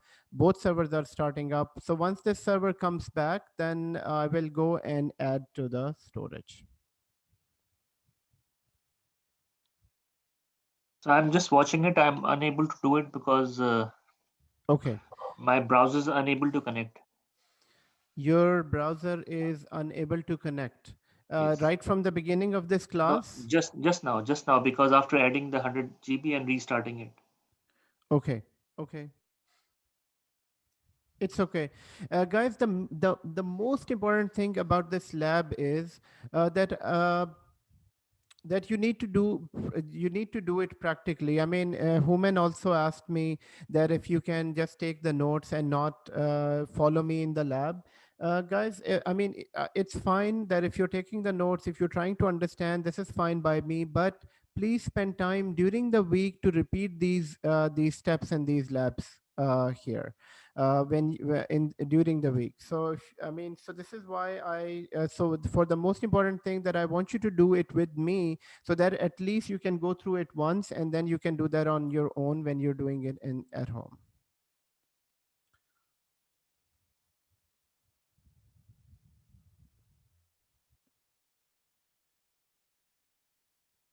So if you can check on the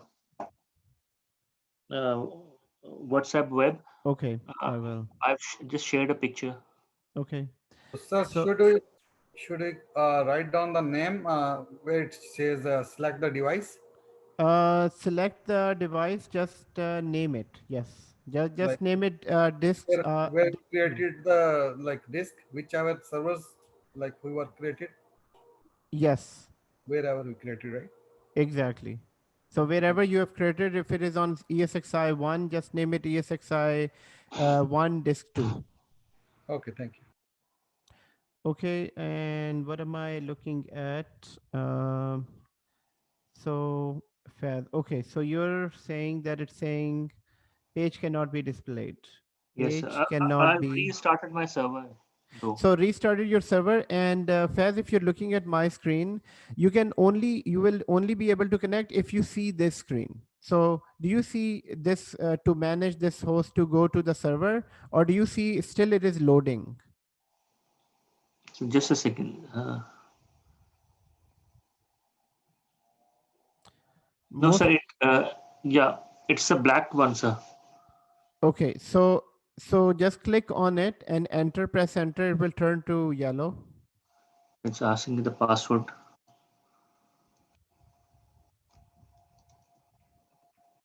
No, it is yellow, sir. Exactly the same screen as you have got.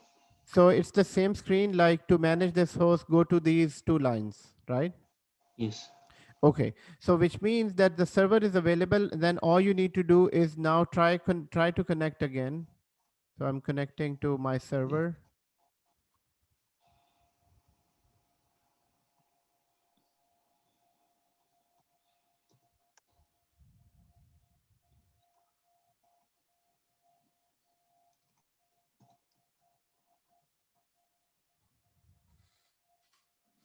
Sorry, Faz bhai, you added S after HTTP, so it will not work. Just put HTTP. Okay.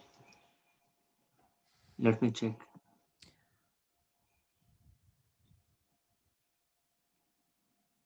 Okay. Thank you. Let me check again. Yes, it has to be exactly this name. Here you don't see S. But what happens is when you use HTTP without the S, it will automatically put S later on. So as you can see, once it connects to the UI, it automatically adds the S or the certificate with this. So I am finally connecting to this first server. And from this server, I'm going to add the storage.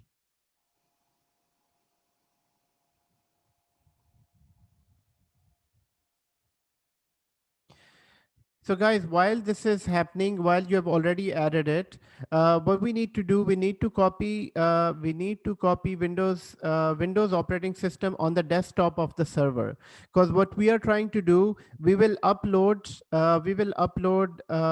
create a Windows machine inside ESXi server. So inside the ESXi server, we need to create a new virtual machine.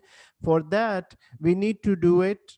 For that, we need an operating ISO file on this. So copy an ISO file from your machine on your Windows server. So just on this desktop of the server, just copy any Windows iOS, maybe Windows 10, maybe Windows. So if not Windows 10, maybe Server 2012 or 2016. So just a quick question. I've just tried to reconnect with my browser. It's just adding S at the end of the HTTPS. I don't know why, because everything was running fine. No, it's fine. I mean, if it is showing HTTP, it's good. No, So HTTPS. It is adding S and I'll just share the screen, sir. Okay. Same problem again, sir. It is. Okay, so for a quick, so can you share your screen quickly so that we can Yes, just sir. click on share in the meeting.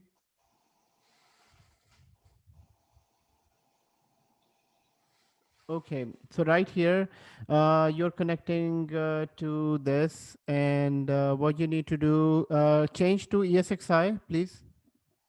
Okay.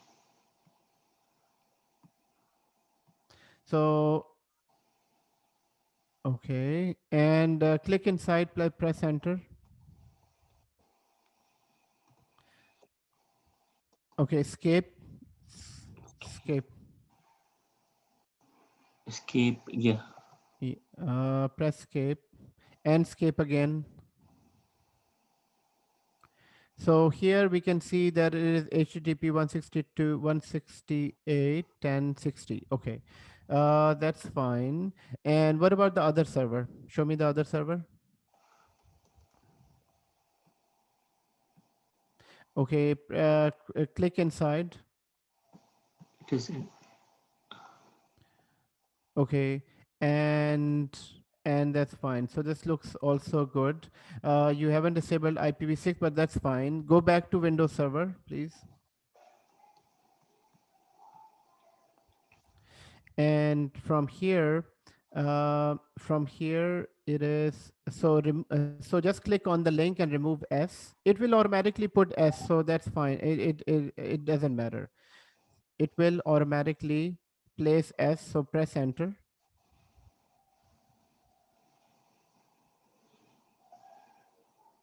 Display page cannot be Okay, displayed. page cannot be displayed. So there is something wrong with the networking of this machine. Open command prompt and ping this server.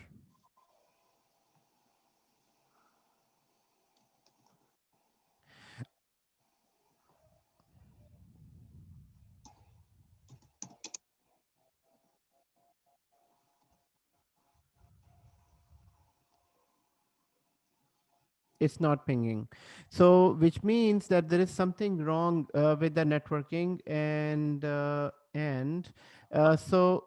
Show me the settings of this server. Which network is on this? Let me check, sir.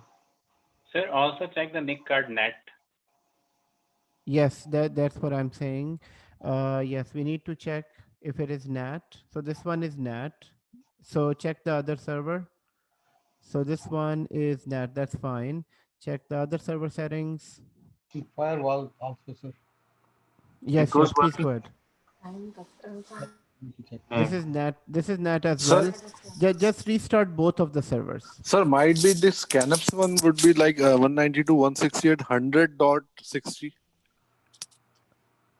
IP address for It the. could be. It could be. But Faz is saying that it was connecting just before It adding was the disk. doing everything, sir. After adding and restarting the server, it stopped working. Yeah, then firewall is on. Check firewall, please. So go to the Windows server and try checking the Okay. firewall. Most likely.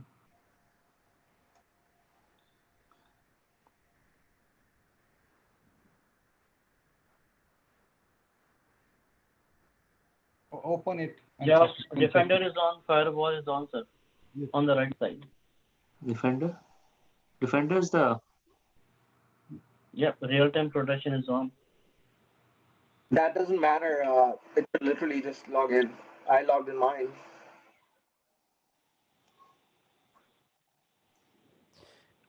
Check. Yeah, check this one too, and check the firewalls. This is off. Everything is good. So sometimes there is a networking issue within this. I would say just restart Windows Server. Just right click on Windows Server reset. Sir, I have a question. Like Yes. Ethernet is 0. Why IP is not coming here? Why this is saying assigned by DHCP? Oh yes, that might be an issue, because it's coming. If it is assigned by DHCP, it's coming from the VMware DHCP. IP is not, sir, IP. He has to check It the might IP. be. It might be the IP issue. Yes, So sir. here on this machine, it's saying the IP address.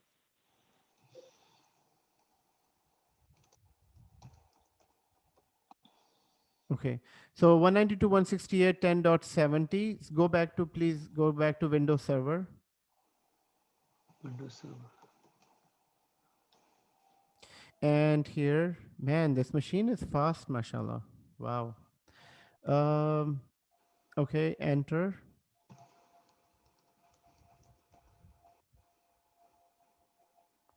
So go to Server Manager, go to IP settings and see what is the IP address on this machine.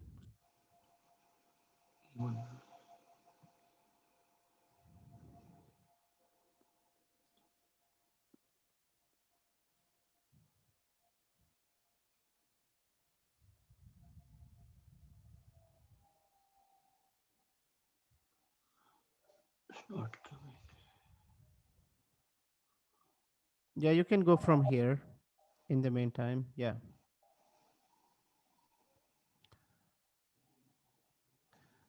So, yes.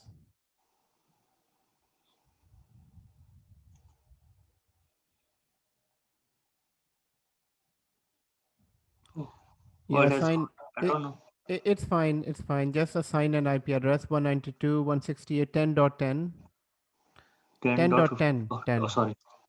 Because this will be our Active Directory server as well. And that's it. Just click OK. Nothing else is required. Nothing? Nothing. Okay. 10.10. Click OK. And now go to the browser and try connecting to that server. I don't know how it did happen. I didn't change anything. I know. Sometime I mean, it's rare, but it happens.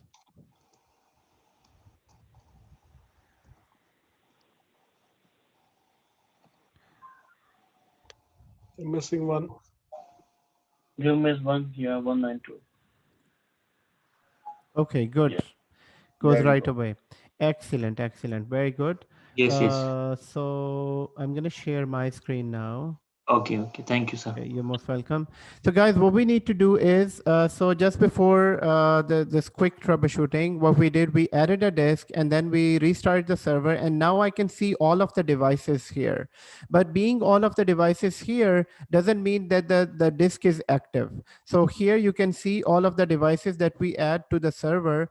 So in which 40 GB disk is usable, but 100 GB disk is still not usable, but because I cannot see that disk in the data store. So whatever I see in the data store, it means that that disk is usable. So I'm going to create a new data store. And while creating this new data store, I will create a new VMFS volume. So the second new word for today to learn is VMFS. VMFS stands for VMware File System. It is a file system used in VMware disks, and it is specially designed for large file system. And here we can see the disk here. So I'm going to call this disk for ISO. So here we will keep all of the ISOs from which we will install VMs. So on this one, it is disk for ISO, it is 100 GB. We can partition the disk here as well, or we can go with the full disk. So I'm going to go with the full disk, and or you can make it customized. So we don't need to customize at the moment. I'm going to go with the full disk and finish.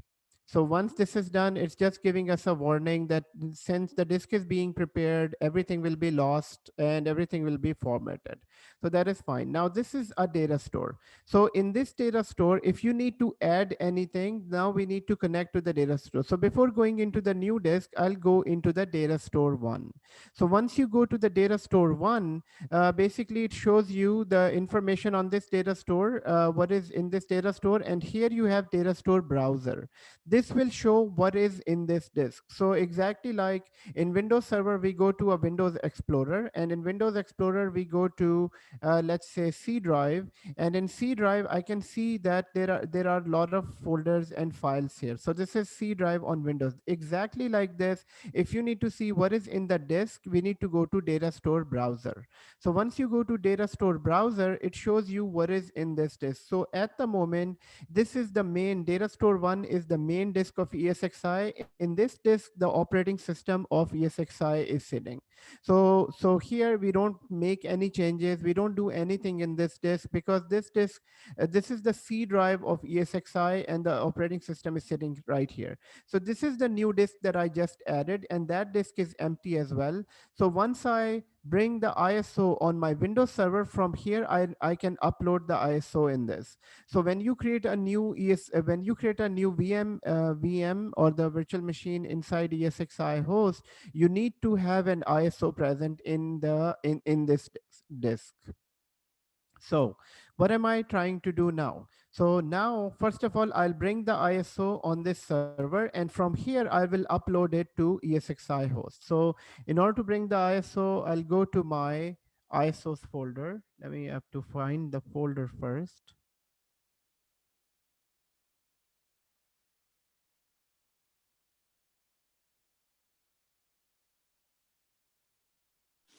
Sir, I have a question. Yes, please go ahead. Sir, after making this 100 GB of drive, okay, and after making this drive into online, now it's showing two hard drive with 32 GB and 99.75. So how it's Yes. come, sir? So Yeah. 32 GB one is the one in which 32 GB is the one that is used for, that is basically used for Use the EXSI operating host system. Exactly. from And the there, sir. 99 is the one that we just added. Why is it Right, 99? Because 1 GB is used for system purposes. right. Okay, Okay, so guys, I'm okay. copying here server 2012. So all you need to do is come here and drag it from your host machine, from your laptop. You can copy it Windows 10, Windows 16, any. So at the moment, I'm just copying server 2012. So once server 2012 disk is copied, guys, from here it should be it should be logical enough to understand that all I need to do once this is copied, I need to go to the storage, then the data store, and then data store browser. And in the data store browser, I'll upload this image to the ESXi host. So guys, all the time we need to remember that we are not working on this server. We are working on this server, which is here. So whatever I'm doing in the management console is being worked on this server. So we added an empty disk to start with. That disk was empty. So if I can make it So this is my Explorer, and the disk and the image that I just uploaded on the server is sitting right here on within this within the desktop. So now if I need to add this to the data store, I need to go to the data store Explorer, which is this one. One more time, I'll go to the data store Explorer. If you're not here, all you need to do, go to the storage.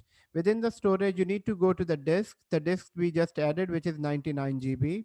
Within the disk, you need to go to Data Explorer. So in the Data Explorer, I need to upload. So you need to select this disk and you need to upload your ISO image within the disk. So from the desktop, I'm going to upload this image here. So this will be added. So once this is added, the next step will be that we will create our first VM inside ESXi host. So not necessarily you need to install the operating system, but I want you to go through this process of adding a disk to ESXi host, then adding an ISO to this.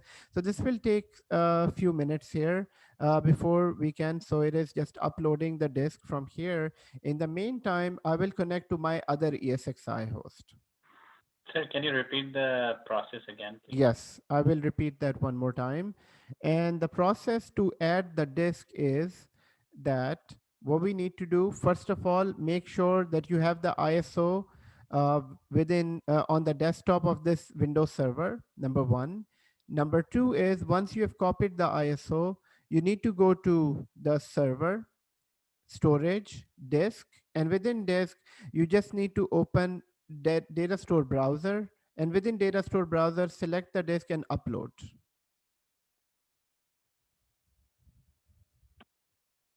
Sir, I beg your pardon, sir. How do we copy, sir? Because I was in my VMware machine, sir. I couldn't see that thing, sir. Sorry. Okay. Okay. How do you copy the ISO image?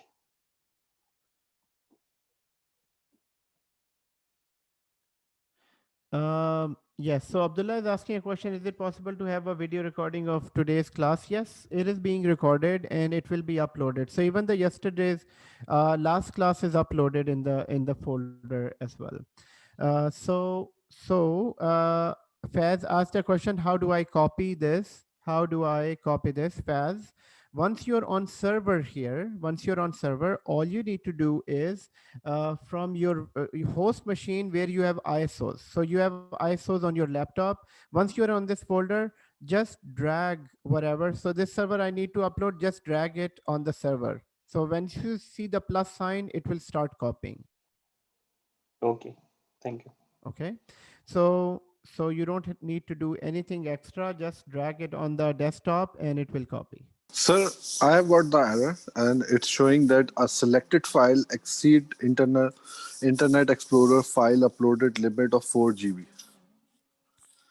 When I'm uploading this server 2012 R2. Server 2012, and it was copying, and at the end Yes. it was. Yeah. When I'm uploading from disk ISO, so error is coming. This is the error, sir. Okay, that's strange. There might be some security in Windows 10, and the error message. Can I show you, sir? Sir, it's an error. I'm having the same error. A selected file exceeds the Internet Explorer's file upload limit of 4 GB. Okay, excellent, excellent. So guys, my question to you is, let's say if the same error comes in the real life, what would you do? Sir, I will search in the Google. Exactly, Google. exactly, Yes, exactly. So just quickly search on Google and see that what is the remedy for this. I think there need to be some setting that need to be switched on. But guys, in order to search the Google, do not type anything on your own. Type exactly the error message that you see, because that will take you precisely where you need to where you will find the solution. So have you uploaded the picture of the error? Not yet. Okay. I'm searching, sir. Yes. So you need to type the exact. So in order to search on Google, I mean, you can type random stuff there, but searching for the exact message type, try to type exact words so that people can guide you through. So definitely this might have been shown before as well. And I've not seen this error message before. So maybe probably this is a security feature in maybe in Internet Explorer.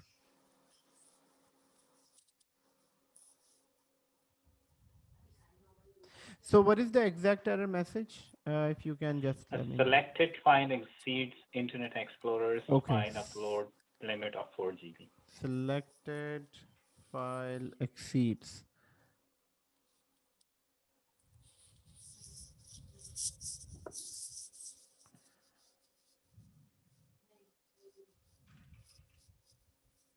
Okay, so if I type the first three words, it automatically gives me few things. So here it says 4 GB limit on IE11.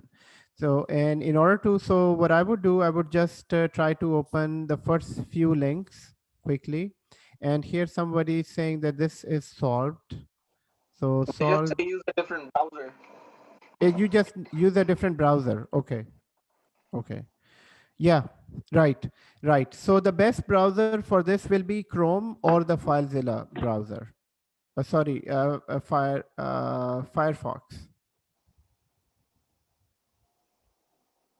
Okay, and the solution is to use another browser.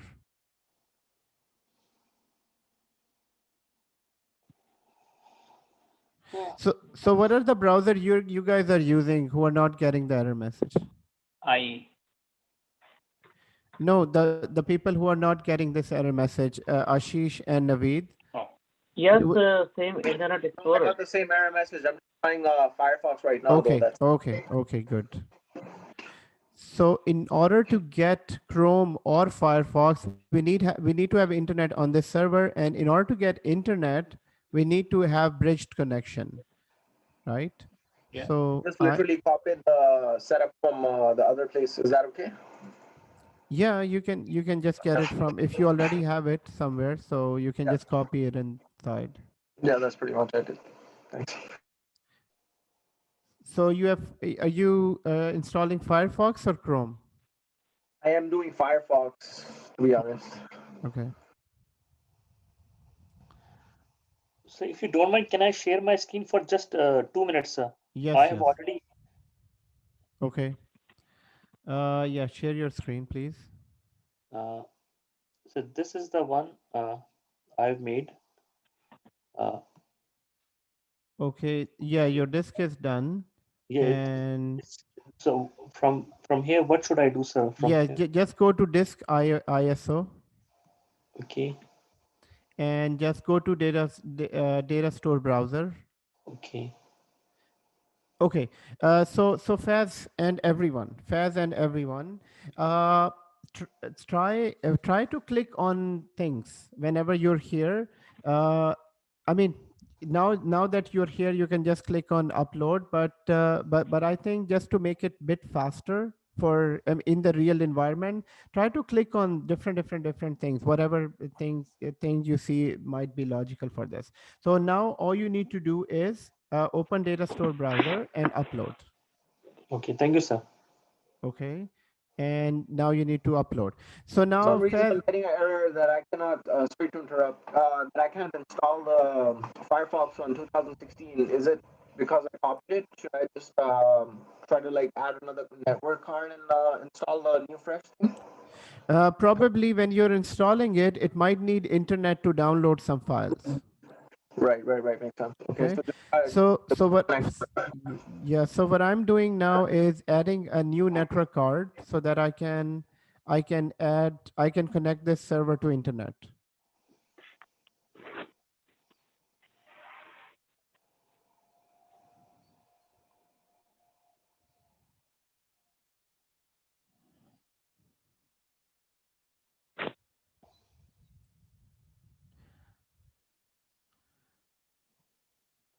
I think every one of you now know how to add internet to this VM.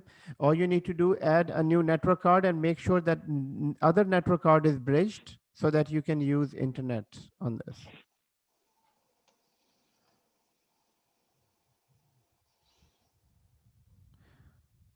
So I'll try to make sure if internet is available by just going on to any website.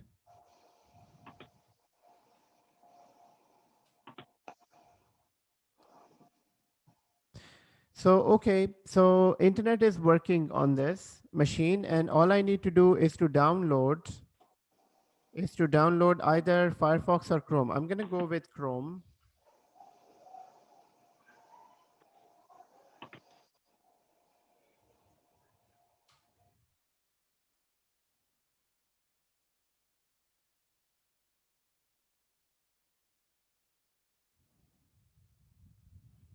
It's saying download Edge.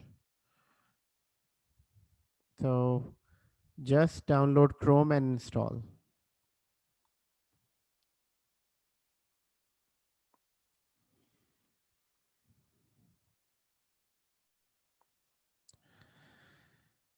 So since I am downloading Chrome, I can download also Firefox as well. So just to see that if maybe Firefox might be better.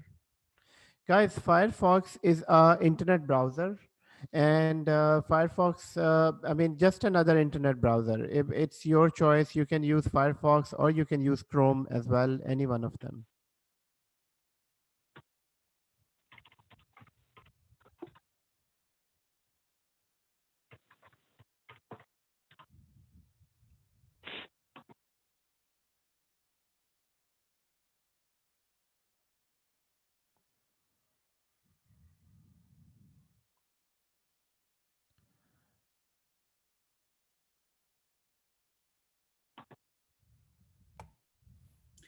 So can I share my screen for you? Yes, please go ahead. Yes. I cannot see my discs here. Right.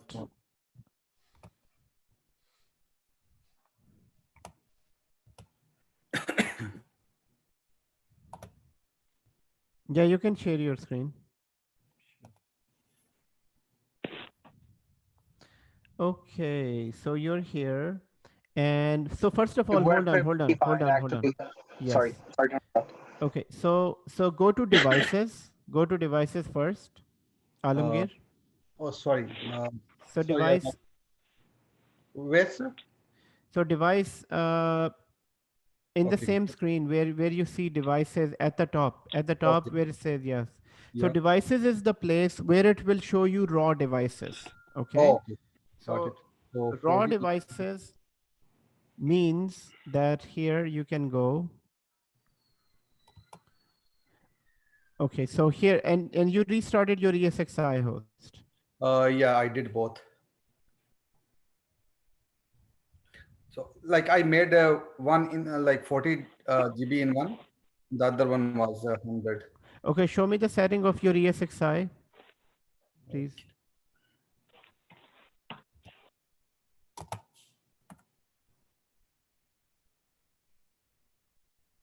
Setting, right click settings. Sorry.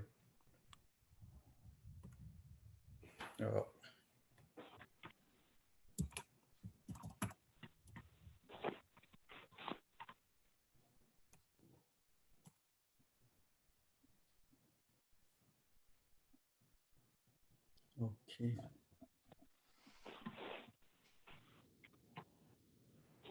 So, name and the IP address. And No. then Right click on the VM and show me the disk, please. Disk, Oh, where you okay. added the disk. Okay. So here's So 40. the disk is 20 GB. Okay. Oh, yeah. 40 is by default. 20 GB is fine as well. It shouldn't matter. And you have restarted this already. Yes, I didn't check which. Restart both of them. Restart both of them. Restart both servers.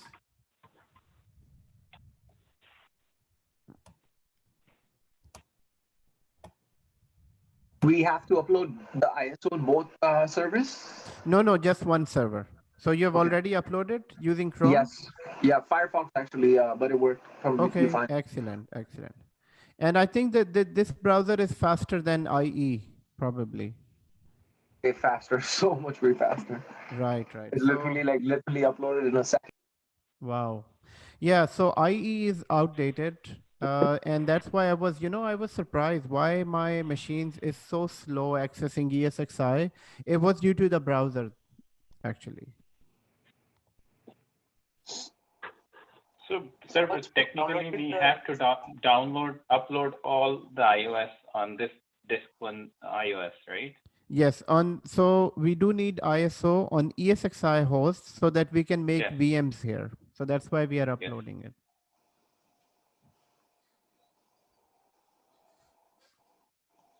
I think not any specific ISO, any ISO, right? Any ISO, any ISO. Mhm. So since Naveed and Naveed, have you uploaded the ISO?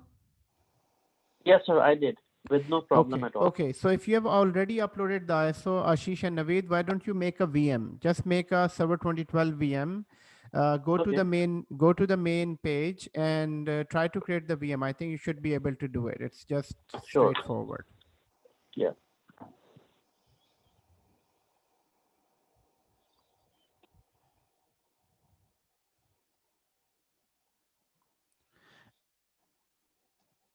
So Alamgir, what are you trying to do on this machine? I'm just logging in, sir. Why? After restart. You don't need to log in. Just leave it as Oh. is. Yeah, you don't need to log in. Just press cancel on this. And so these are restarted already? Both of them, yes, sir. Yes. So now close the browser in Windows and log in again. So you haven't closed the browser right from the beginning, right? I did, sir. Okay, you did. Okay, that's fine. So let's do it again and try connecting. Guys, I know this looks a bit difficult at the moment, but trust me, in few days you will be flowing like a sports car. Sports car, yes. So I mean, any technology when you start with it is kind of difficult in the beginning, but it becomes easier with time. Okay, sir, there is an option enable Windows virtualization based security. Do we have to put the check mark on it? Virtualization enabled. What is the option, please? Yeah, enable Windows virtualization based security. And there is a check mark which I think go with the have. defaults for now. Just go with the defaults. Sure. So once I'm there, because for me, it's just downloading Chrome. Okay, Chrome is downloaded. All I need to do is connect to the server.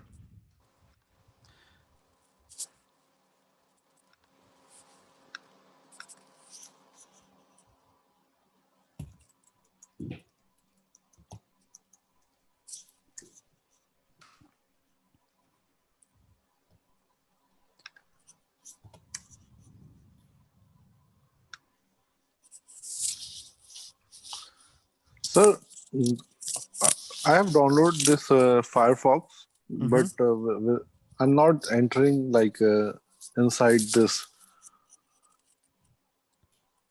Okay. After you EXI. press advanced settings, after you I press was able to advanced upload. settings, the bottom. I was able to upload the image through Firefox, sir. Okay, good. Yeah, now I can see, sir. Now you can see the disk. Okay, go inside the disk and no, not from here, not from here. You need to go to data store, back to the data store. Data. Okay, go to storage. Go to storage. And within the storage, now data store and create a new data store. So create new data store. No, not right click. It's right there. It's right there. Right under your mouse. New data store. Oh, okay. And from here, you just need to click next, next, next, next, next, next, and just name it will disk. automatically. Disk Do I need to select? Yes. just name it disk ISO. Oh, okay.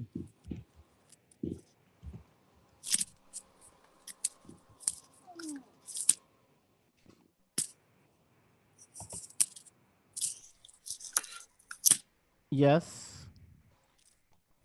Just giving you a warning, it will just restart. No.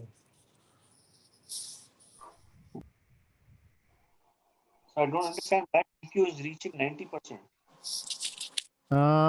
What is Just to reaching upload, 90%? just to upload the image. It comes to 50%, then it goes.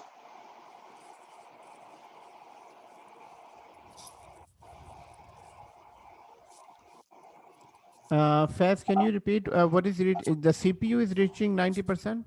Yeah, CPU is reaching 90%, and then it comes back to 50 and 60. And just I was uploading the ISO. Exactly, yes. So does it take so much CPU utilization?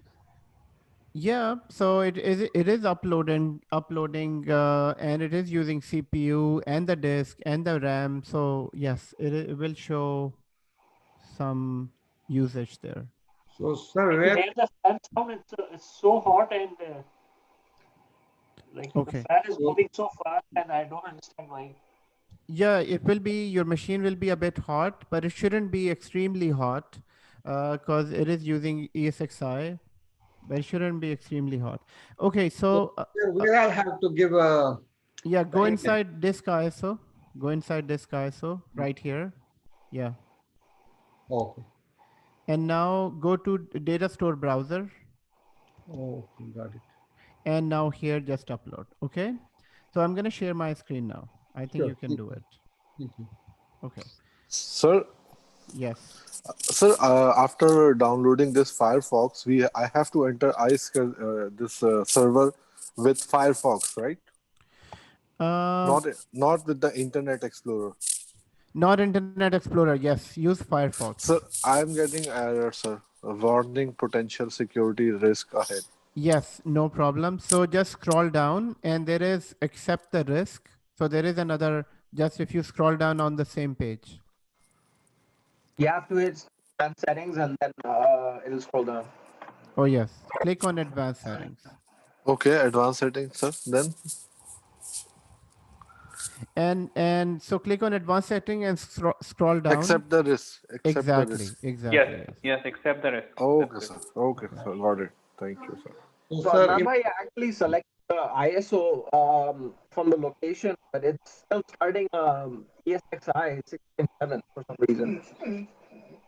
Okay. It's not starting the server. And so yeah, but I mean it started the virtual machine, but it's not loading the Windows server. Okay, so let me check. Let me check.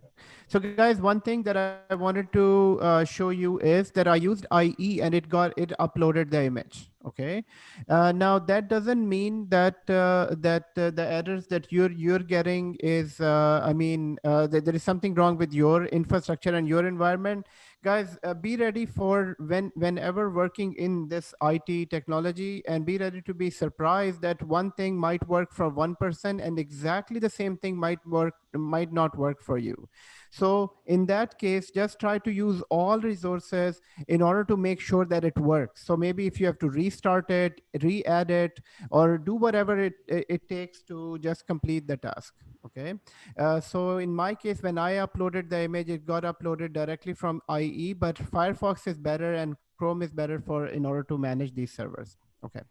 So now I'm about to create a VM. I'm about to create a VM from this. So in order to create a VM, I will go to the host and let's see that how it goes.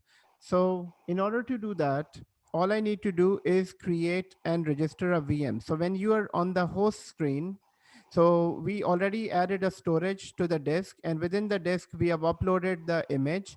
And now we are about to create a VM. In order to create a VM, you need to be connected to the storage, sorry, to the server. And within the server, I'll go and say create and register a VM. So you can create a new VM. You can also register a new VM as well. But at the moment, we are just creating a new VM. Now, why is there register a VM? So create means you are creating a new VM. But register means that you already have a VM that you copied from another server. Maybe you just copied the complete folder of that VM, and you need to now bring it into this ESXi host. For that, you can register a VM. So creating a VM is a new VM. So we are about to create a new VM. If you have an existing VM, you can register it. We will see that how this can be done later on. And there is one more option called deploy VM from OVF and OVA. OVF is basically ready-made VMs that we buy, that we get from the market and use them and install them here. So now you will start seeing the enterprise features of virtualization. I mean, what so far what we have seen in VMware Workstation, you can create a VM, you can start using them, and also you can also have in VMware also you can also use OVF as well. So OVF basically it's an OVF is used to for so for now just remember, because we will need to go into more discussion about OVF and OVA. So OVF simply means it's an open virtualization format or open virtualization application. So OVF we will discuss later on, but one word we need to remember for OVF and OVA, it's a ready-made VM. Just like you go into the market, you can buy unstitched clothes, and then you can make shirts and trousers out of that cloth that you bought from the market. But you can also buy ready-made cloths. So this OVF and OVA means it's a ready-made VM. You can, so here I need to install Server 2012 right from scratch. When I create a new VM, I need to select the type of hardware that I need to go for, and I also need to basically go through the installation process, select the language and this and that and everything. But in OVF, you can find a ready-made installed Server 2012 and you can bring it here. So that is what OVF is. So at the moment, we are just creating a new virtual machine. So new virtual machine, just like you can create that from the VMware Workstation, I can go to next. And within next, it is saying that what operating system do you need. So first of all, I will name this. So I will name this pass Windows Serve 01. So this is pass Windows Serve 01. And in here, compatibility will be 6.7 virtual machine. So compatibility, why is it asking for compatibility, guys? It is asking for compatibility in case in your environment you have previous ESXi host as well. Let's say I have one ESXi host which is 6.7 and another ESXi host that is version 6 and another ESXi host that is version 5. So if you create a VM if you create a VM selecting here 6.7, then that VM can only be managed from 6.7. This VM cannot be managed, or maybe it can be managed, but it might not have full features of the other operating system, of the other ESXi host. So in order to select here, since we don't have any previous ESXi host, and we are not planning to have any previous ESXi host, for that reason, we'll leave that as is. But if your environment has any previous ESXi host, then right from here, you can select any previous version. So you can say, this VM will be version 5 compatible.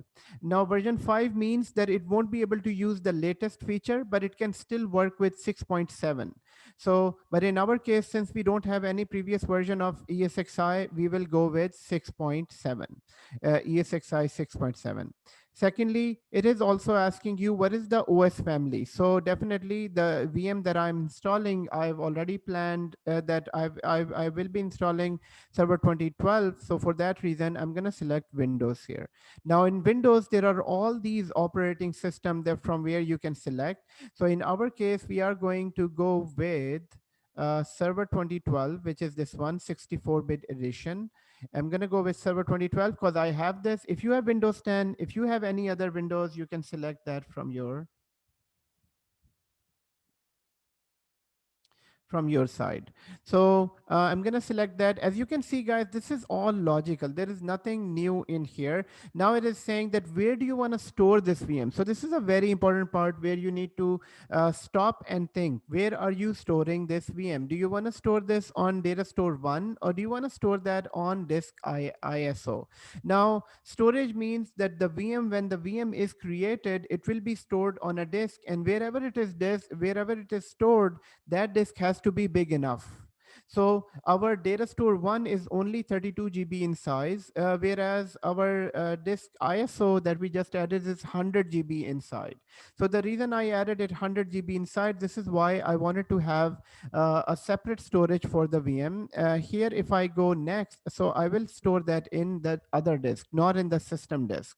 So you can, I mean, you can store that in system disk, but you know, once Server 2012 or Windows 10 is installed, it will automatically take at least 10 GB to 20 GB, or maybe it will take more disk on the storage. So I don't want to disturb the system disk, which is the data store 1. I am going to store that in my additional disk, which is the second disk. But if you already have selected this disk, it is fine. And if it is being installed, just remember that since it is stored on the data store 1, it is eating up a lot of the disk where the operating system is sitting. So on this server, there are two disks, remember, ESXi disk 1 and disk 2. I'm going to store that on the new disk that I just added. So once this is added, once I select the disk, here you can customize some settings here. So within customization settings, it is showing you how much CPU do you need for this, how much memory do you need for this. Now that all depends that how much memory do you want to give. Now it is server 2012. Server 2012 will require more and more memory. But for here, for the purpose of this, I don't want to use two CPUs. I'm going to change it to one CPU, and I'm going to change the memory to 2 GB, because total memory that we have on this ESXi host, guys. So now we need to be now we need to think like a virtualization admin. So you have total memory that I can see on my ESXi host is 7 GB. So this is 7 GB, because I added 3 more GBs because I had some free memory sitting here. So I added, so total memory is 7 GB, and it has two CPUs in this. So when I'm creating this VM, and if I give it 2 CPUs, which means that I'm giving the two CPU memory, and plus for this the value must be a multiple of 4. So it's saying this 2 GB of RAM is not accepted. So I'm going to say 2048. So 2048, it's just saying that the number that you put in should be according to the binary numbering. So binary numbering 2 GB is 2048. So you can put just 2048. Now, the point that I wanted to understand, make sure is that let's say my ESXi host is 4 GB. And out of 4 GB, when you're creating a new VM, you're giving 4 GB to the VM. Guys, this can be disastrous for the system. Why? Because you're trying to take away all the memory from your host machine and you're giving it to the client machine. So to start with, that's why I Anthony, reduced. how much memory is like advised to leave be left over in the VM then? Um, it's better to leave out, because since this is a training environment, normally we leave out at least 10 GB for the host, at least. So in the real No, like for the RAM, right? How much for the so like the actual VM that we installed? How much memory should be left over? Like how much is like recommended to leave? for the new VM or for the No, host? no, for the host actually, the host VM. Exactly. So for the host VM, at least 4 GB of memory should be there for the host. At So least. remaining, right? Other Yes, than okay, okay, exactly. sounds good. Thank you. Okay. So in here, again, it's giving me some warning here, saying that this number is acceptable. Is it a warning or is it just a message, error message? Okay. So guys, in short, we just need to have a quick look out on a quick look out for the type of resources we have on the server, and what type of resources you want to have you want to use for your VM. So for now, we'll go for one CPU for our Windows server or Windows 10, whatever you're installing, and 2 GB for the RAM. That's it. 2 GB for the RAM. Other than that, we are not doing any reservation limits and shares. Later on, there is a chapter on resource management. And in that chapter, we will discuss what is reservation limits and shares. Later on, we will do that. Here it's saying, do you need a memory hot plug? Memory hot plug is that if I enable this, then even if the VM is on, you can increase the memory and decrease the memory. Normally, if you need to increase the memory, you will switch off the VM, you will shut down a VM and then increase or decrease the memory. But if you use this option, then while the VM is running, then you can increase or decrease the memory. So we'll leave that as is. I'll enable this for the VM. So that's so hot. Guys, whenever the word hot comes for any technology, it means that the machine is running and you're making some changes. So in that case, I'm just going to leave this. So it was not enabled. I'll enable this. The disk will be 40 GB. Here is the SCSI controller. This is the disk controller. Leave that as is for now. And this is the SATA drive that will be connected. So this disk will be of SATA type. There is USB will be on this disk. You can, if you want, you can disable. Can you disable this? Yes. So you can remove the USB. I mean, just to leave out important parts of the of VM, or you can leave it on, that's fine. Here you have a networking, so which is part of this VM network. So this is the network adapter is, and you have a CD, you have a video card. So this is the hardware that you're using in this. So on this, the important thing that what we did was to change the CPU to 1 and also change the RAM to just 2 GB. And 2 GB in binary is 2048. It might give you a warning. If it does give you a warning, just use 2048.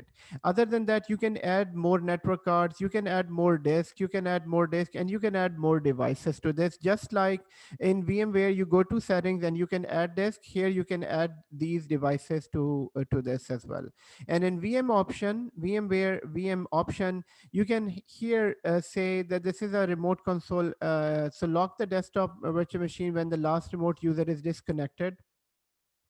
So this option you can select if, let's say, there are many admins working on this ESXi host, and once they leave this ESXi host, they forgot to lock the machine. You know, all the machines should be logged. Now, what is the meaning of lock? Lock means this, guys.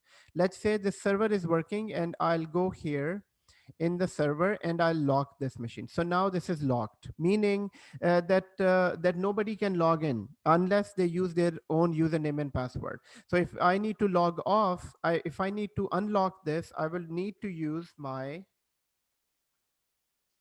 password. So that option in there, it says that do you need to enable that option on this Windows server, that as soon as somebody disconnects, it should automatically log? We can say yes.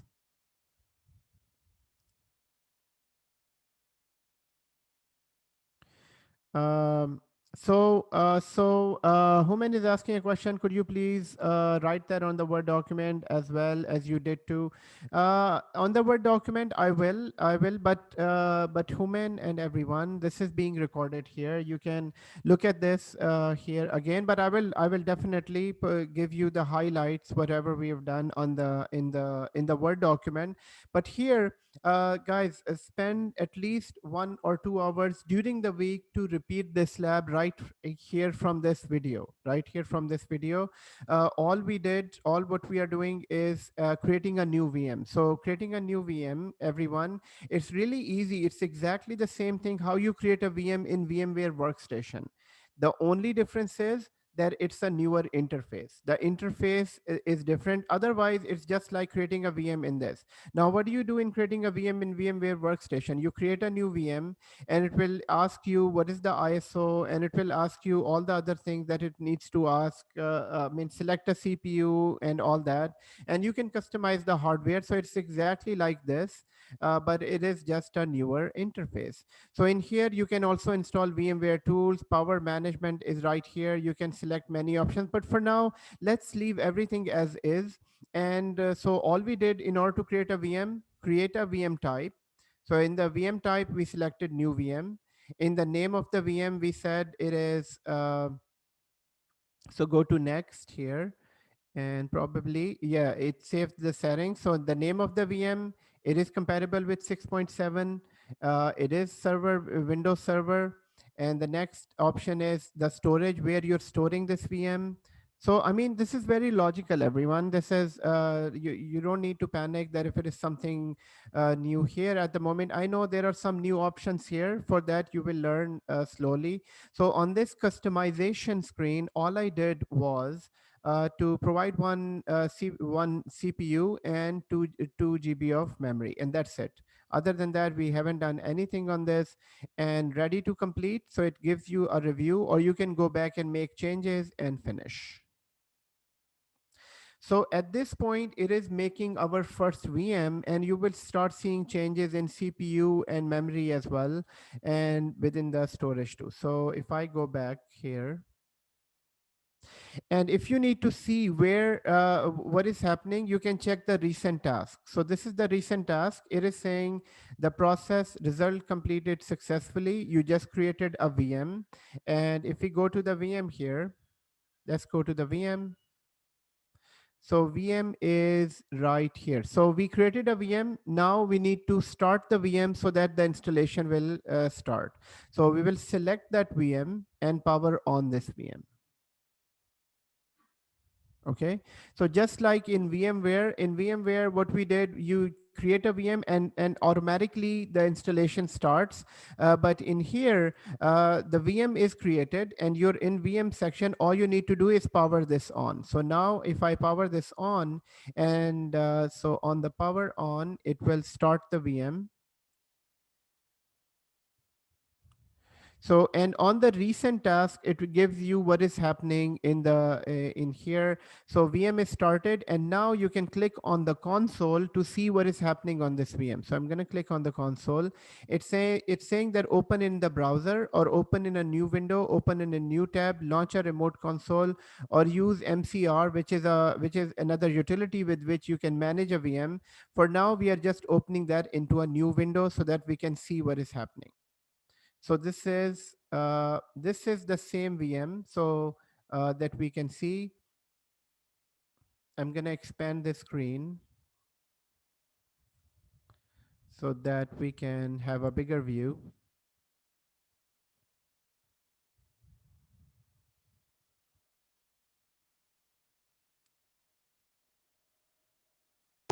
Nanda, you can't hit Control Alt or Delete. For some reason, it's not accepting it in the VM. Is there a specific way to do it?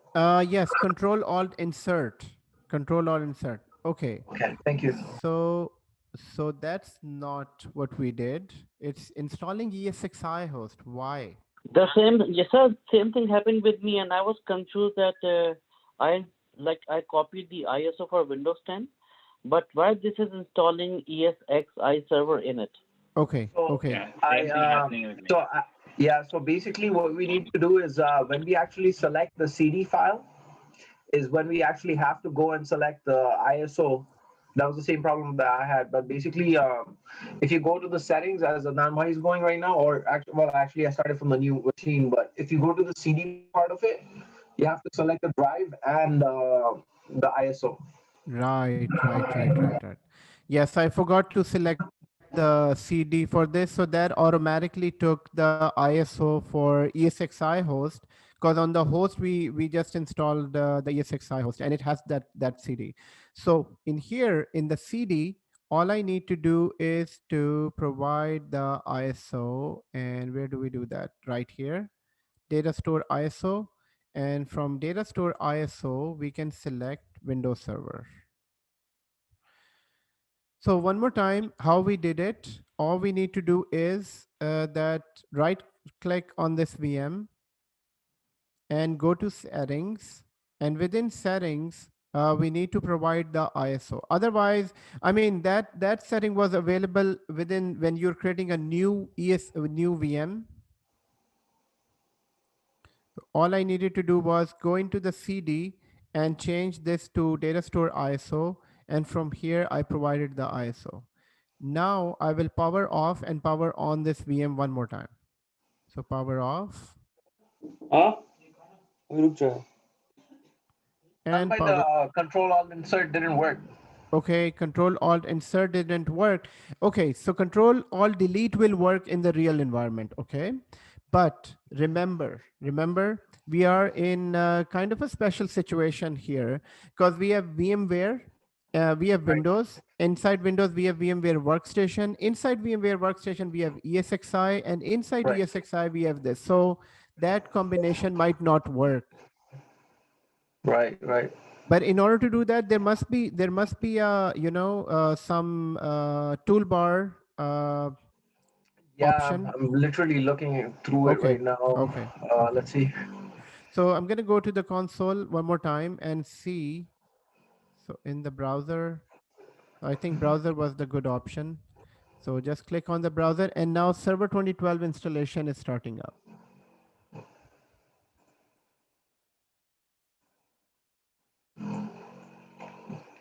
Adamji, I want to share my screen because yes, please share your screen. Let me start this installation. Sure, actually, we don't need to completely install this at the moment. So we'll leave that as is. So before Bhai can share the screen, I want to tell you. Okay. I was just lost because I was in my virtual machine. I'm going to follow your video, sir. Because I did everything.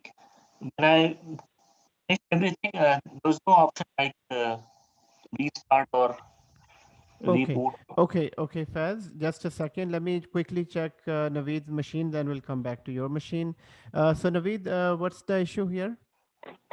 Can you see my screen? Yes, we can see your screen. Okay, so this black area, how can I minimize it?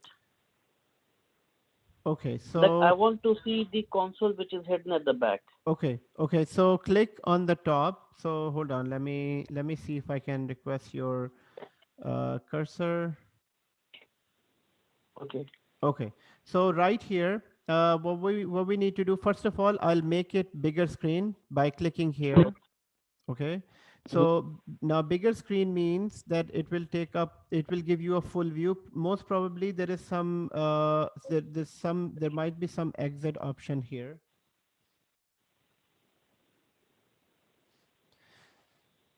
Okay, you guys, just give me 2 minutes. There is somebody at the door. Just give me 2 minutes here. Sure. Okay.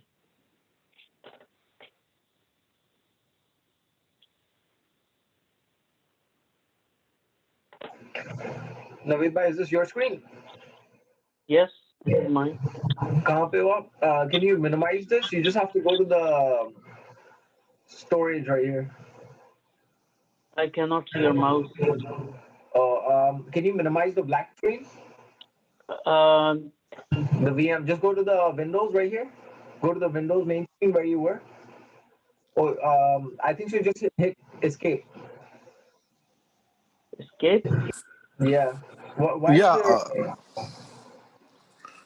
play button over there? Okay. The problem is that accidentally I closed our meeting window, so I cannot see your mouse where your mouse is going. That is my problem. Right. Also, I think so. You're logged in from the Internet Explorer, right? Right. So you might want to change to yeah, bro. We have to install this data center server core installation Windows 2012. Yeah. Okay. So, bro, just hit escape maybe, Naveed bhai? Escape is not working. I pressed it a couple of times. Okay, can you close this and maybe log in from the Chrome or whatever you downloaded? I don't have Chrome. I have to download it. वो कर लो ना पहले. I think so that'll be it'll help a lot actually. Okay. So just add another network card, NAT card, and bridge network card, and yeah. I can okay, guys, I'm here. Sorry about that. Okay, sir, so yeah, my installation is running, but sir, this VM is very heavy. Yeah, it is slow. So just stop the VM. We just wanted to see that if the VM is created. So creating a full VM is not required. So so if you've reached to that, you have created a VM and you can see the Windows screen. Just stop the VM, and we don't need to complete the installation. Right. So for Naveed, your screen, did you try closing the browser and starting the browser again? Please try it. No, I did not do that, but I will do it right now. Yes. So can you still see my screen? Yes, we can still see your screen. And you Okay. can just start a new browser. And you haven't downloaded Chrome or Firefox? No, because I was able to download that ISO for Windows 10 Okay. using my same Internet Explorer. Okay, so that's fine, but for better performance later, please use Firefox or Chrome. So IE is still very slow, and IE doesn't have the latest features. Yeah, okay. Okay. So that is why the screen was stuck in there, because in Firefox, Chrome, and Edge, all three of them, you can have smaller screen, larger screen, and all that. Nan bhai, I can't find the Control Alt Delete function. I don't know where it is. Okay. Maybe later. Just a After you help second. everybody. Just a second. So I'll just on my side, let me completely install that, and let's see if we can find it somewhere. So have you tried all of the browsers? So there is a browser. There is a browser where you can open in a new window or in the same window. You tried everything. Almost done by. Okay. Okay.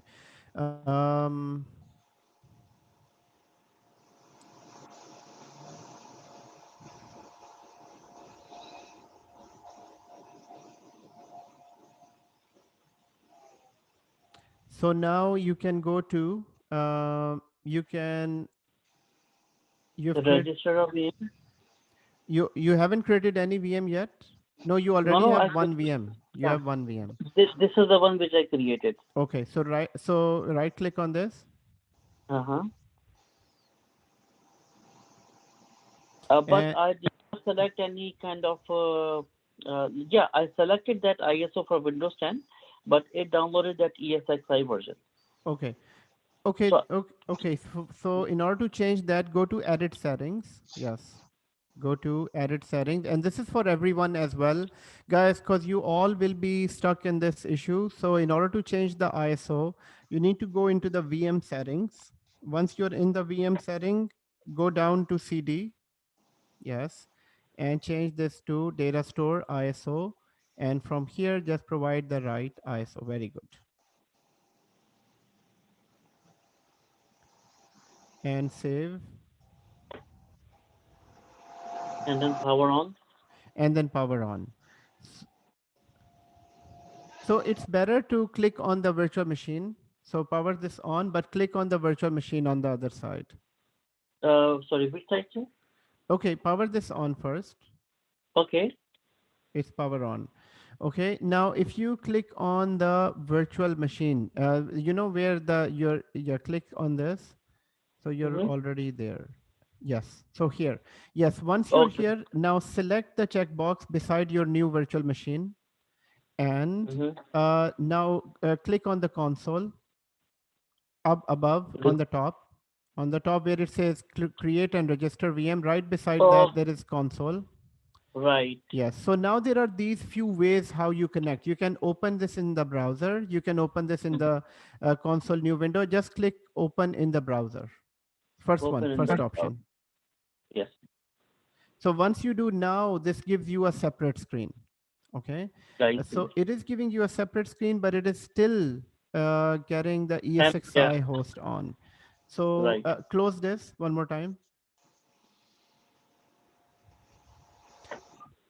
And so in here, this is Windows OS. Go to settings.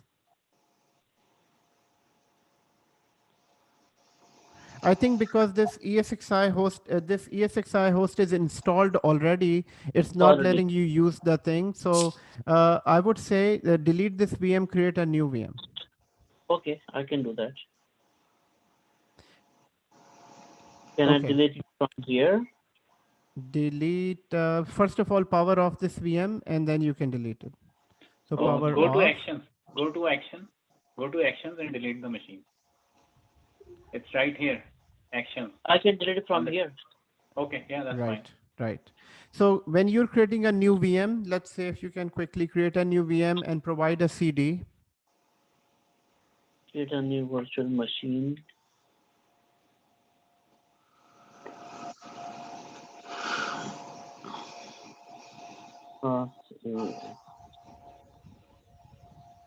Everyone.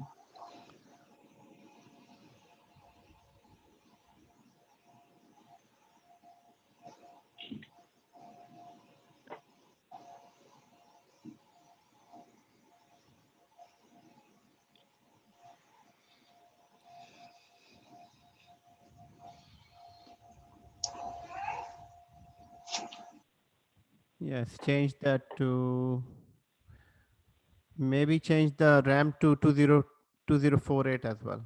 2048, okay. And this CD is the data store ISO.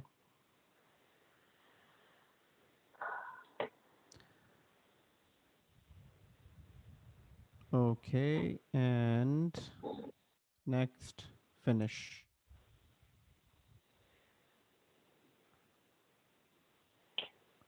And keep an eye on the recent task. On the recent task, if it fails, not able to do it, if it is able to do it.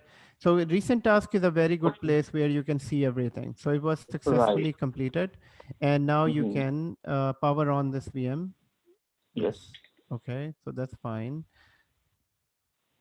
So I need to help. I created Yes. one of the machines, but it's not appearing on that this task. Faz, I cannot hear you properly. Can you repeat what you said? I did create after following your example. I just created one of the machines, but it's not appearing on Yes. the. Okay. I'll check your machine. Will connect to your machine right after this. So console. Click on console and click on browser. Yes, this one. And they're saying unsuccessful. So now your problem is with the Windows ISO. Use another ISO. Another ISO. Yes. You know, the problem is the same. You have to change from UEFI to Oh BIOS. yes. That too. Maybe you can try going to the options and change it to UEFI to normal.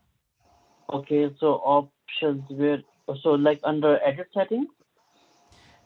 Probably it should be in the actions. I'm looking at my site as well, which is in the settings. So go to settings, and within settings, go to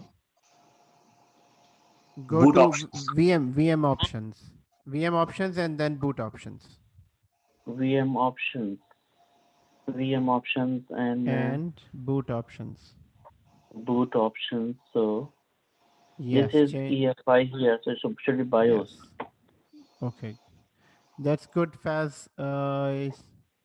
Okay, and now start it and Why change. this console is not activated, sir? Have any idea?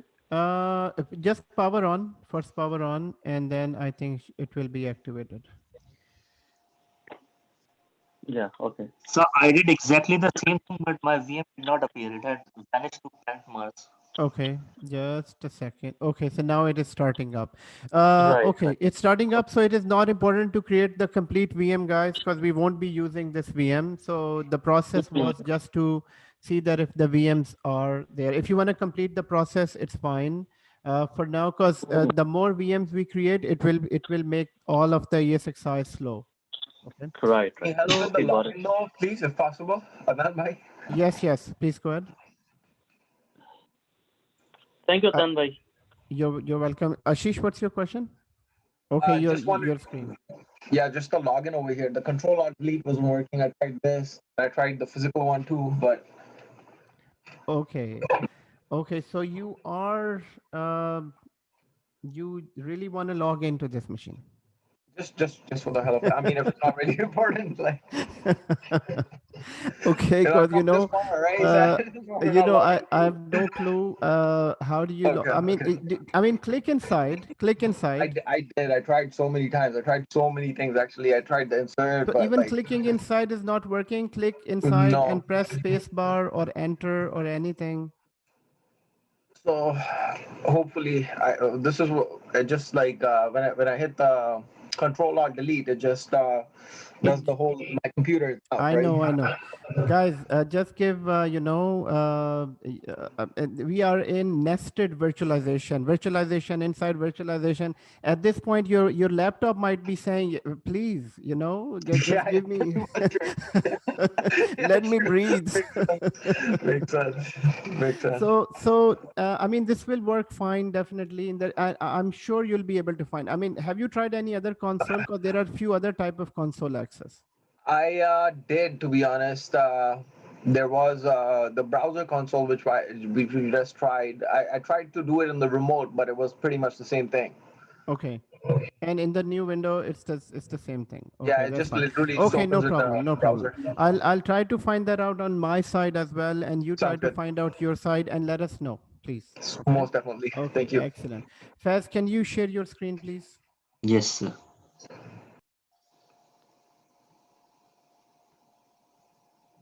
I just Okay. created the machine, but it's not appearing over here. You prepare. It's right there. Just click on VM.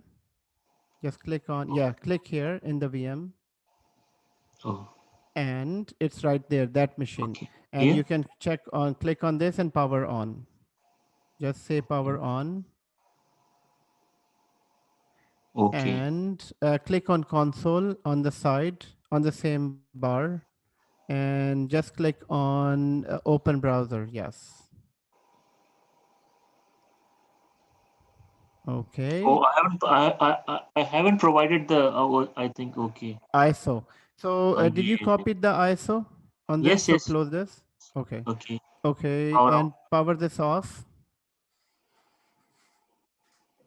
Okay. Now what do I edit? Edit. Yes.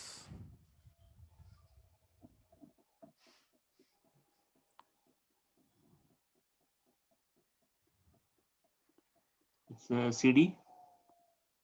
Yes. Go ahead. Yeah. Click on CD and then click on host device. What's device? Select data store. Data store is the disk. And yes. So this is all done. And since while you're here, go back to the edit and change, see that if it is BIOS or the I UEFI. already did when I was You creating. already did it. Okay, so cancel this. Okay. And now I have to Yes, power now on. power on and change to the console. Open browser console. Yes.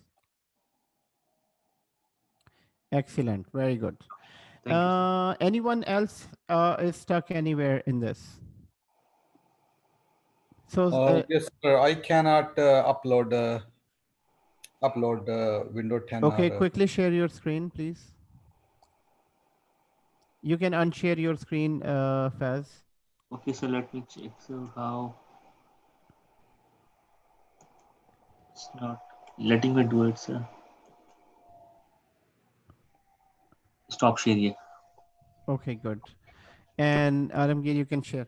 So Alamgir, you're saying that you're not able to upload. Yes, sir. I was here. So.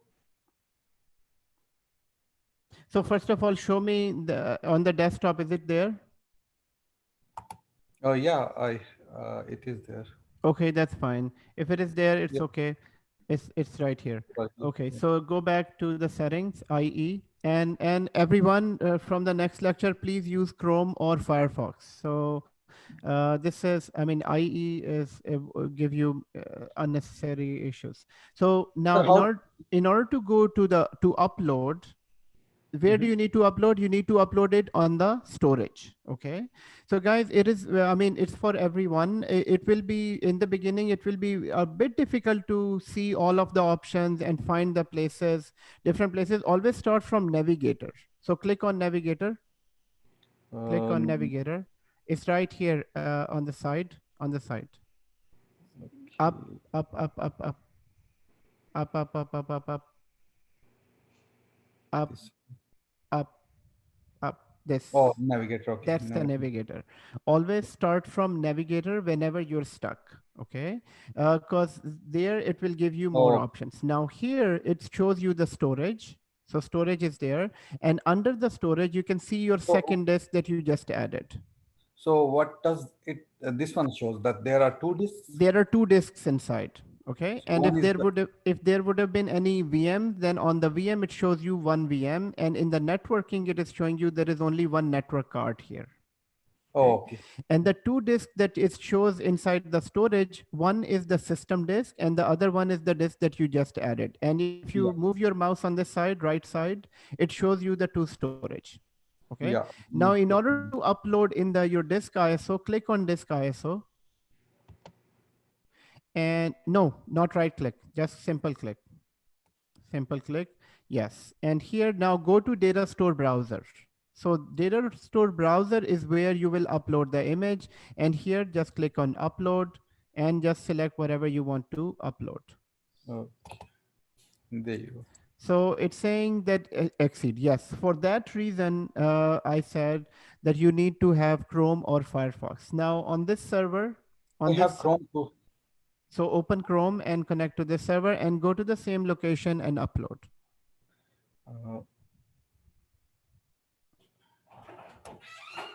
I don't think there is. Chrome is in my machine, not Yeah, here. yeah. So not here So on this machine. I need to download here, sir? Yes, Chrome, exactly, exactly. On this server, you need Chrome.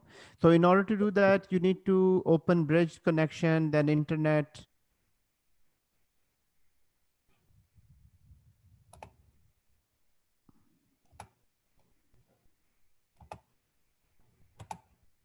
So what about Zishan and Salim? How are you doing? Are you guys able to create the VM? Sir, I have already sent the picture. Excellent. I have already, excellent. yeah, Very good. done. Very good.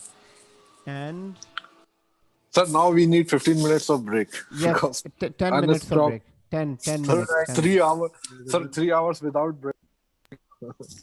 Man, 3 hours just gone. Yes, sir. Now 9:30 it's. Oh, wow. Okay, 10 minutes of break while Alamgir is setting that up, and then we will continue. Guys, 10 minutes break. And sir, I need a help like few minutes. Like Yes, I'm here, so I can help you out. The problem, I cannot share my screen, so can you check my team viewers? Oh, okay. Yeah, please. Team viewer. Yeah. So you are not able to share your screen because. Yeah, I'm in a different computer. Okay.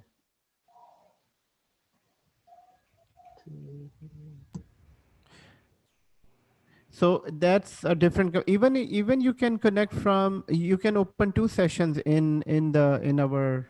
What is that? Team viewer. The problem with team viewer is because I connect to so many students and sometimes it doesn't let me. Sorry? Edge is okay. Edge is fine, but better. Yeah, download this as well, and also download Chrome. Oh, okay. So my ID is 397. Just a second. I'm opening TeamViewer on my machine. So guys, 10 minutes break. Freshen up.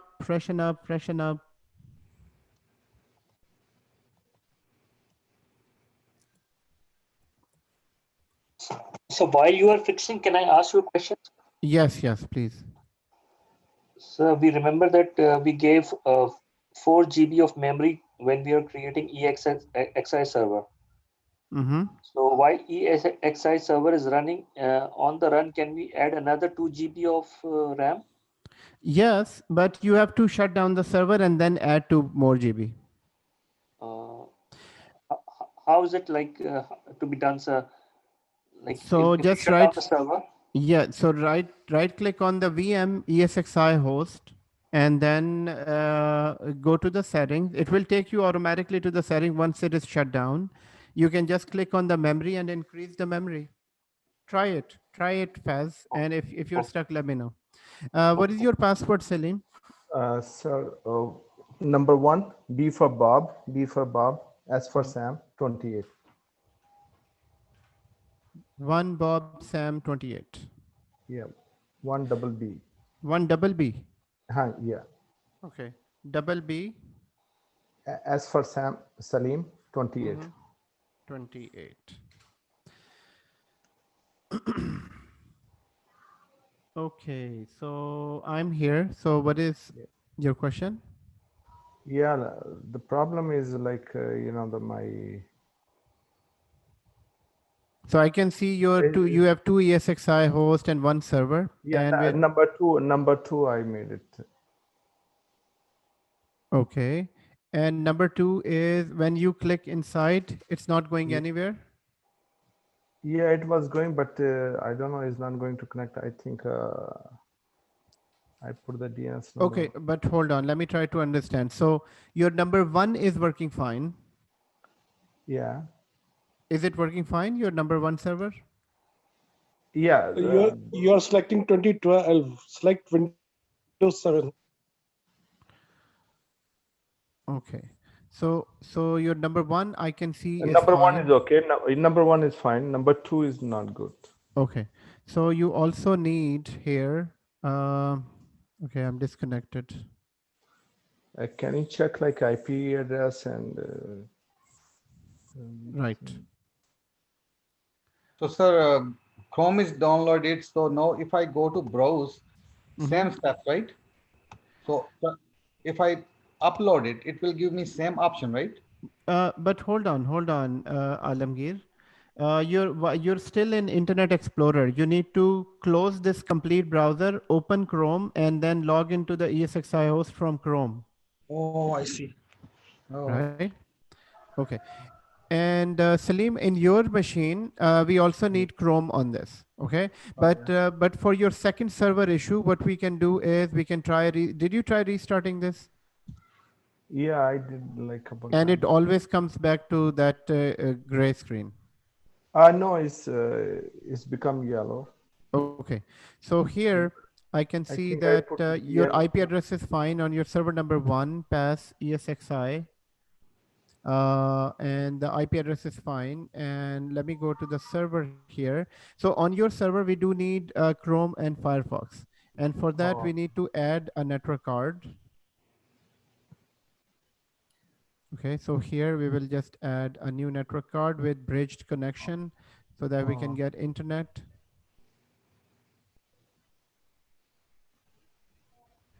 Yes, yeah, Alamgir, stay on the same screen. Stay on the same screen. So open that again, and you need to click on advanced.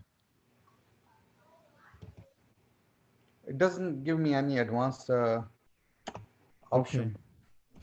Okay. So No, just click, it will.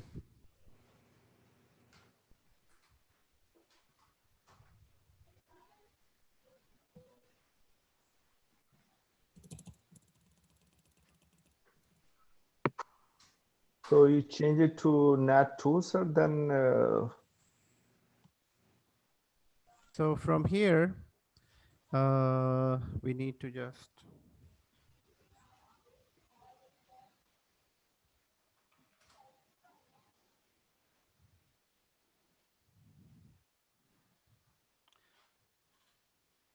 Alamgir. sorry, sir. It's fine. It's fine. Today I'm just little lost. No, today you're tired. Where have you been all day? You're had really some- tired. You're not tired normally. That's true. So hold on. In the Explorer bar, type HTTP. Yeah, I Don't- did it. No. So try again. HTTP. Yeah, then IP address, right? HTTP colon. Yeah. You're not putting colon inside. Oh, I see. There you go. So colon, and there is no space after colon.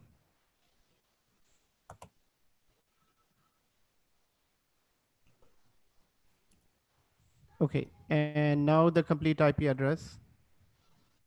There's no column yet. Okay. And there is space. Remove space, please, after colon.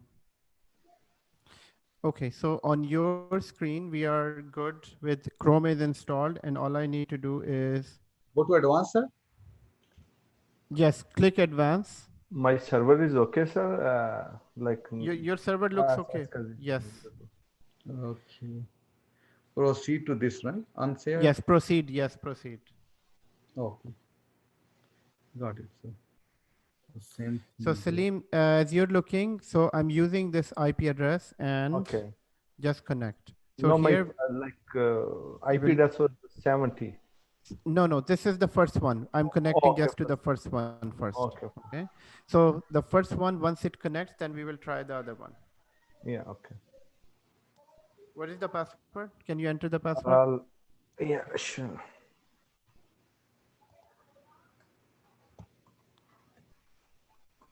Alamgir, just make sure that the address is and the colon and everything is fine. So Salim, yes, your second server, let's see your second server. So second server seems to be okay. Your IP address is fine. Your IP address is 192.168.10.70, which looks fine. Okay. I don't see the name here because you haven't set up the DNS name. And for the DNS name, we can quickly, can you enter the password? Yeah, sure. I changed the name, sir, but I don't know. It's okay, no problem. Okay, so, and we'll go down to first of all, configure network management. In here, we can go to DNS, and in DNS, we can go to here. So this one is as 6i202. Yeah, 02, yeah. Right, and your DNS is DNS. We will make it It the was first like server. 1010. So later we will have to install Active Directory. So we'll just have a write DNS, and here we'll just click escape and yes. So When I try to restart this machine, I don't know, like I press escape, but sometimes it doesn't. it's okay. You know, sometimes what happens is this mouse comes out. If the mouse is out and you will keep on pressing escape, it won't work. Oh, I see. So you need to always make sure that the mouse is inside. Let's say In the this yellow is side out or now. like in the black? No, anywhere on the screen, anywhere Oh, on the screen. Okay. So now that we have server one, we have server two. Server one is this, server two is this, and now let's connect to server number 2 here, and 192, 192.168.10.10.70. 10.70. So, and we'll go to advanced and go here. So from here, sir, I uploaded it Enter password. Yes. Yeah. So you uploaded it, but we from here, I just went to upload and then I selected the ISO from here, like 12. That's it, right? Yeah, that's it. That's it. So Loaded? it's now uploading. You're uploading 2 files. I think I did it 2 times maybe. It's okay. It's okay. Let it finish and then you can delete one of them. So Okay, once it is all uploaded, then you can create a new VM. Where it's been uploaded, sir. Where it's being uploaded. Yes. So click on the disk ISO. Okay, disk. No, here. Yes. Same, right? Where your mouse is. Click on the disk ISO. Okay. Name, on the name, yes. And now go to browser. To data browser, right? Yes. Okay, it's done, right? It's done now. Yes, this is done now. Create a VM. So Salim, have you copied the ISO on your desktop? Oh yeah. It's here. Yeah, it's here. No, it's not here. So, sir, for VM, I have to go like create directory or from here. So no, just for the VM, close this. Okay. So now storage work is finished. and Yeah. go to the virtual machine. Go to virtual machine and create a new virtual machine. Go up. Yeah, right here, Okay. right here. Got it. And now create a virtual machine. Salim, can you can you go to the ISO and drag the ISO on this? No, no, not from here, from your host machine, from your host machine. Oh, yeah. So you can,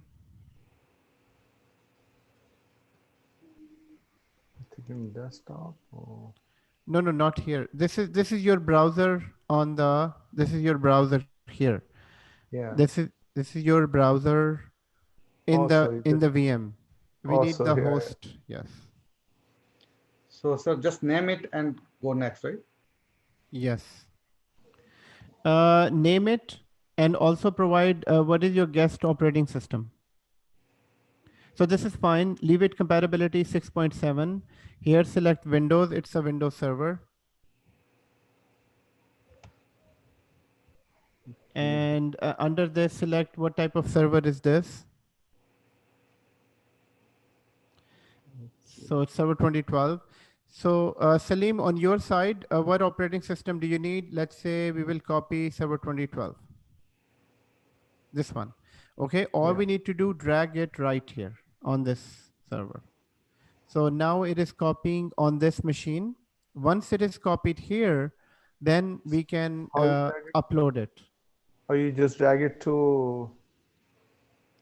Sir, R2, right? Or Yes, yes. There is only server 2012. There is no R2. So just say server sure. 2012. Oh, okay. Yeah. Okay, Salim, as you can see, we copied it on your Yeah. machine, right? Okay. Okay, so all we need to do is we need to upload this in this data store. But before uploading, have you added a disk to this? No. You haven't added the disk. So we need to add a disk here.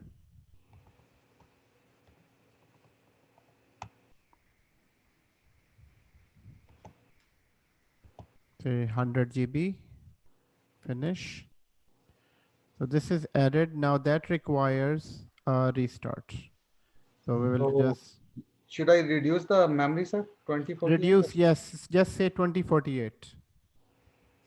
So Salim, do you understand what I'm doing on your machine? Yeah, yeah. Okay, Yeah. so I just added a disk, and then in order to make it work, I will just restarted your ESXi host. Once this Yeah. is restarted, then we will log into the server again, and then upload the disk and create the image. Okay. So, disk, right? Alamgir, yes, yes, click on the CD, Yeah. click on the CD, and click on the host device, and select data store ISO from data store. Yes, from here. And then go to your disk ISO. So Salim, in your case, this is back. And but what we need to do is I need to maybe Right. rescan it.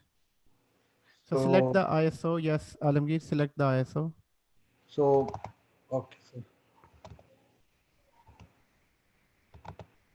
selected. So after that, like after we select, we can change the, sir, like to the operating system, I mean, We can change the BIOS to UEFIR. oh, that thing. Yeah. So that you need to select. I think once this is all made, then you can change it. So next, no, next. Yeah, go to next and next, finish. And now once the VM is selected, you can change it.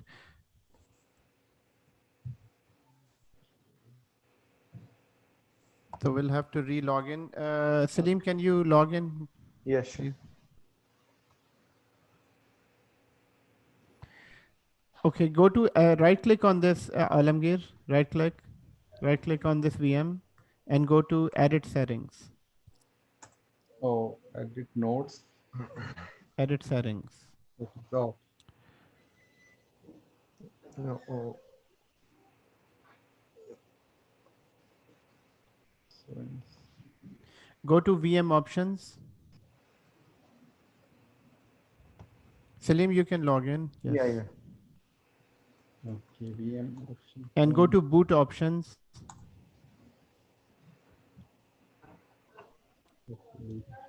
Oh, what happened? My password. Okay, just a second. Let me see if it is back. This one is started. It's already. Let's refresh this one time. And And now, need to use BIOS, right, sir? yes, BIOS, and then start. Yeah. And now you can click on test machine. Yeah, sorry. You can click on the console up there, console. And click open console. So that's it. Okay. So now it should start. It should start the installation. Okay. So okay. Salim, in order to first of all format the storage, we need to go into the storage. Then we Okay. need to go to the data store, and we need to add a new storage. This will be new VMFS. Okay. And next here we will name it disk ISO, and nothing special on this. And next, done. So the disk is created. And within the disk, now we need to upload. So go into the data store. We need to upload.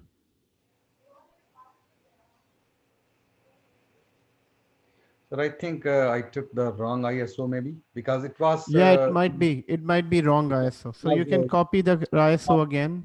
R2, right? No. There might be a problem with your ISO. There might be No, a problem. ISO is good, sir. It's working fine because ISO is fine. Maybe it is not copied properly. So again, same stops. No. I think it is ISO is copied. ISO is copied, but it's not working in this VM. So just go back. Just go back. Close this console.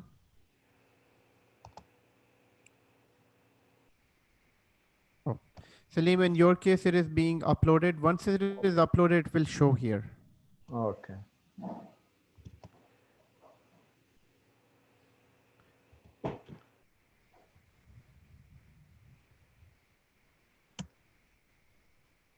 So, sir, my computer is like 500 GB. Is okay? Is enough? It's fine. It's fine. Yeah. Yes, it doesn't matter.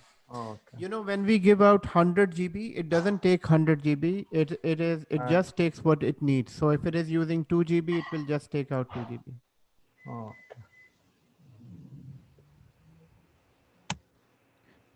okay. Alamgir. Yes, sir. What are you doing, Alamgir?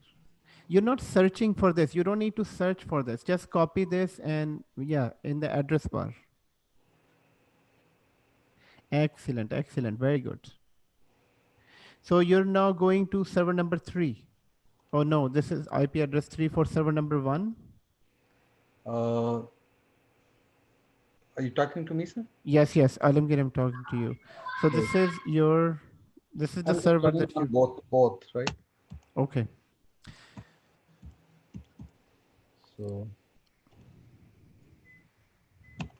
So we'll let this upload, Salim, and in the meantime, we'll prepare the VM. So I'm going to the VM, and I'll just say new VM, and we'll name it test VM. Here we can select, oh, you installed ESXi 7, not 6, but that's fine. So the ISO is 2012. Yeah, but my server is 2016, so it's okay. Your server is 2016 is fine. Yeah. Okay, thank you. So here we need to select one vCPU and 2048 memory. And we'll leave the CD as is because it's not uploaded yet. Yeah. So we'll finish this, and we will also right click on this, go to edit settings. And what we need to do is VM options. Okay, guys, I think everyone is back from the break. Guys, add 2 more disks to your ESXi one, one 20 GB and one 10 GB. So add 2 more disks in your ESXi and let me know in the chat window if you've added 2 disks to your ESXi one. So in here, Salim, I'm just adding, okay, the BIOS is already there. And you can see that the file is being uploaded here. Yeah, See yeah. in this. So once this is uploaded, then Yeah. all you need to do is to go to edit settings and then provide this ISO. So go to edit settings and in here you need to go down to CD and in Yeah. here you need to change it to data store and here then you can select this. But it is not it's not updated yet. So Okay. we'll have to wait. So let this, so this file upload is done. Once it is complete, then you need to go there. Okay. Okay. Can you Thank do you, it sir. from here? Yeah. Okay. So let Right me know if it further. is not, if Yeah. it is not. Okay. So Thank your you. machine is all set. You have Chrome, you are connected to both of the servers. And Okay. so what are we doing, Alamgir, on your machine? Just I was adding 2 disks. Okay. You're adding a 2 disk. Okay. So I'm going to share my screen now. Sure, sir.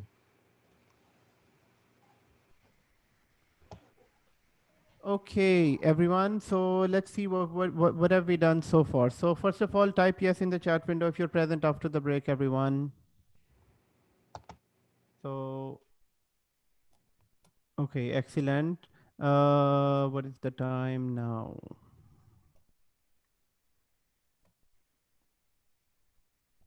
9:57. Sir, 1 more hour. Yes, excellent. So first of all, guys, I know that today is a bit slow because I wanted all of you to start walking inside this console because this console is new and sometime people are overwhelmed when logging into the console and then there are so many options in here. But the key to this is that once you log in, always make sure that wherever you're lost, go back to the navigator. And in the navigator screen, you can see everything but where you're going to. So let me see if I can log in to my ESXi host.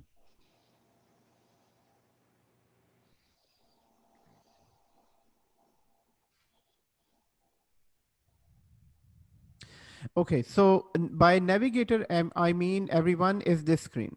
So whenever you are lost in here in within configuration, so let's say you're in the storage, you're in the disk, and then you are here and you don't know where to go, just go back to navigator and start from the host.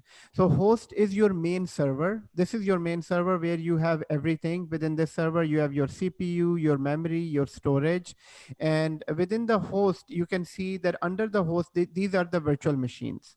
So here you will find all the virtual machines that you have within this, and this is the storage where you have your disks available.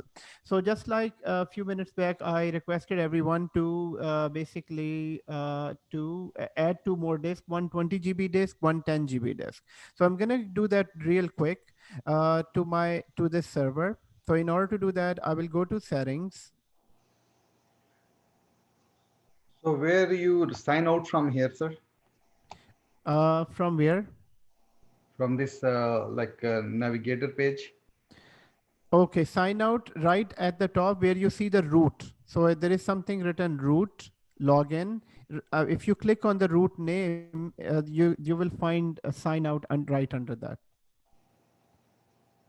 Oh, okay, log out. Thank you. Okay, so I am adding 2 disks here. So one disk will be 10 GB, the other one is 20 GB. So quickly adding 10 GB and second one.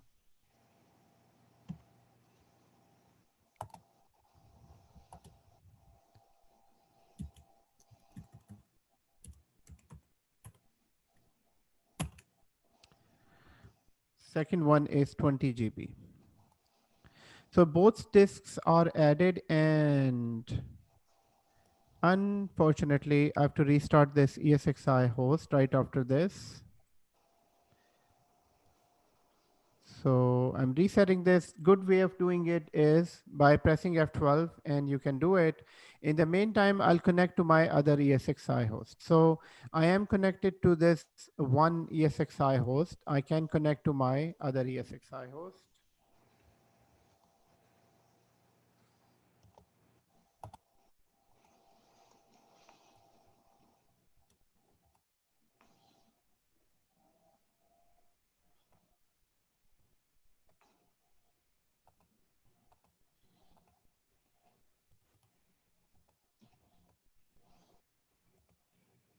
So here, 192.70. So this is going onto that server, going to advance and accept the risk.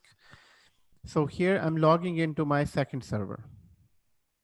So first server and second server, in the meantime, I'll see my first server is still starting up and my second server. So second server doesn't have anything on that. It doesn't have any other disk. It's just a normal server. So here I need to do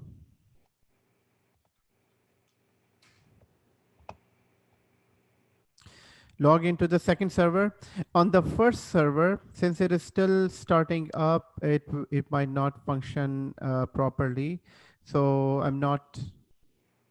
I'll just log out for now. So, sir, two questions. Yes, please go ahead. So, like if you add a disk or if you increase the memory or if you do anything, so that means until you restart the machine, it won't work, right? Yes, you do need a restart. Yes.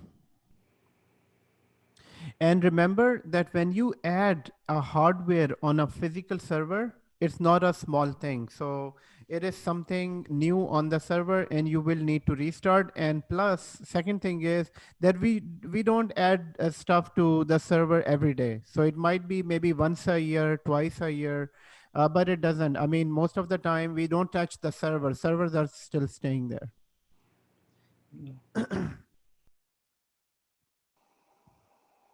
Okay, so everyone at this point, we all should have two ESXi host and one Windows server, guys. So two ESXi host and one Windows server. So one ESXi. So my both ESXi. So second one ESXi host is starting up. Second one is logged in, and I'm logged into the second server. Now let's see the console here. So from the console, I can create a new VM. I can shut down the VM. I can reboot a VM. I can refresh this screen.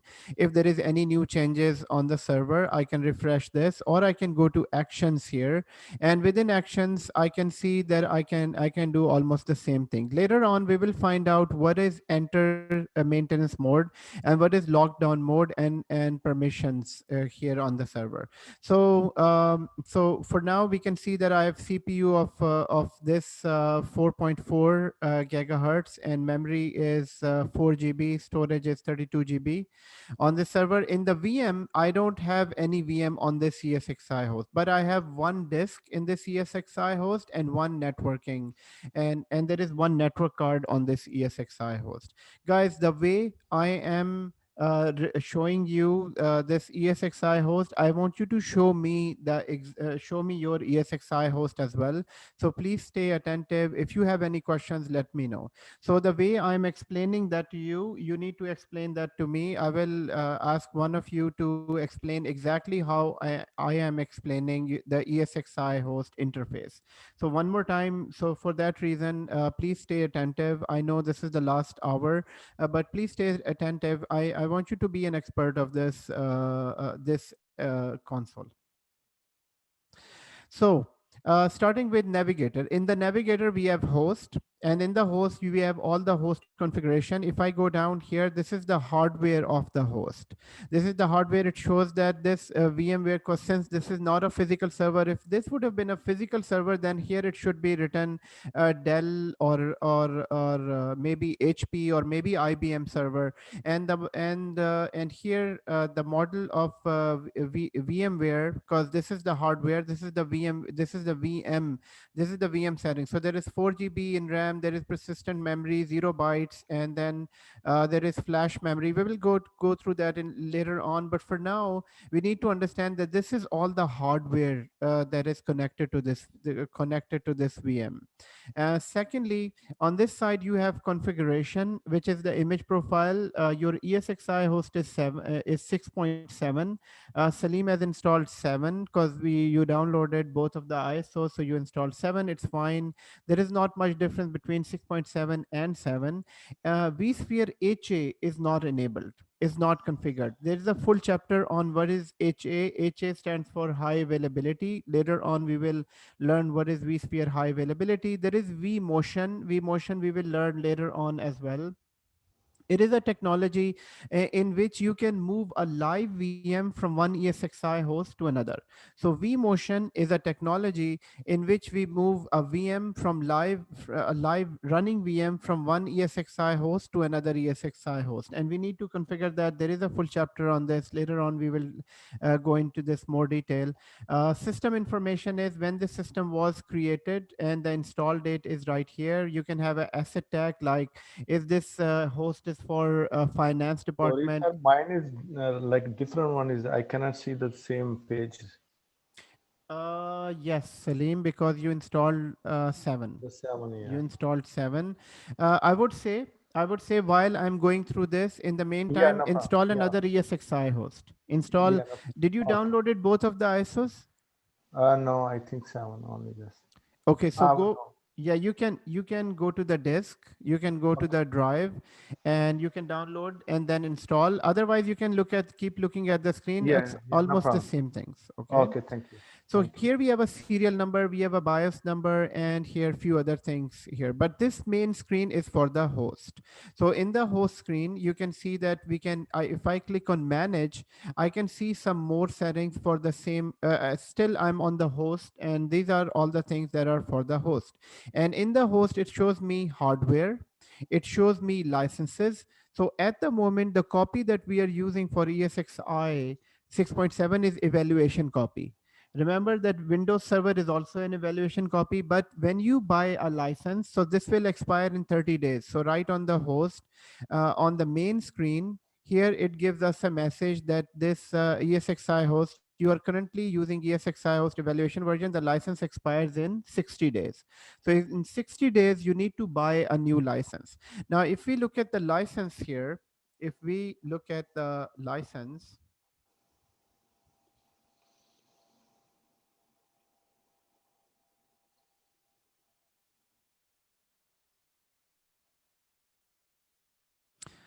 so we can say ESXi licensing.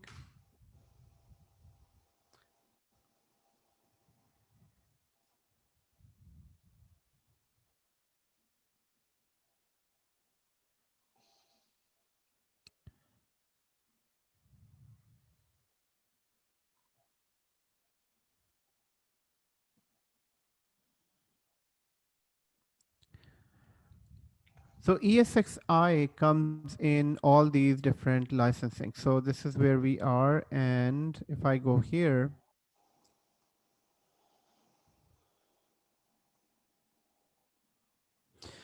so this is vSphere standard. This is advanced. It's a bit blurred screen, but this is standard. It's written vSphere standard. This is advanced. This is enterprise. This is enterprise plus, and you can see the price difference here.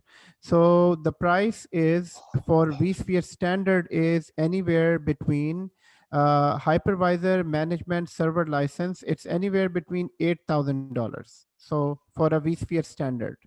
$8,000 for this server. For vSphere's advanced version is 27. It's So what's the 8,000. point of installing ESXi and this amount of money we can have actual service? It's such a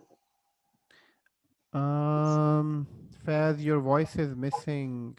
Faz, why don't you use your phone? I mean, is there any problem when you use your phone? Because you have some interesting questions that everyone can benefit from, but whenever you talk, your voice goes up and down, and we're not able to hear you properly.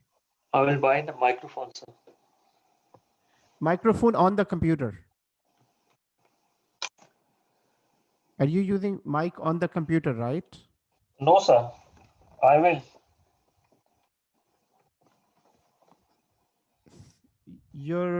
So what? Which Can you hear mic? me, sir? I can hear you. I can hear you. Which mic are you using? Computer or Uh, phone? no, I'm using a microphone inserted into the mic jack, into the jack of the mic. Jack. In the mic on the computer. Yeah, yes, sir. Okay. I'm just using it now because you were unable to hear me. Okay. Okay. Yes. So now I can hear you properly, but the problem sometimes with computer is because due to internet up and down, the voice doesn't come out. A normal voice. So, but now I can hear you. What is your question? My question it's so expensive.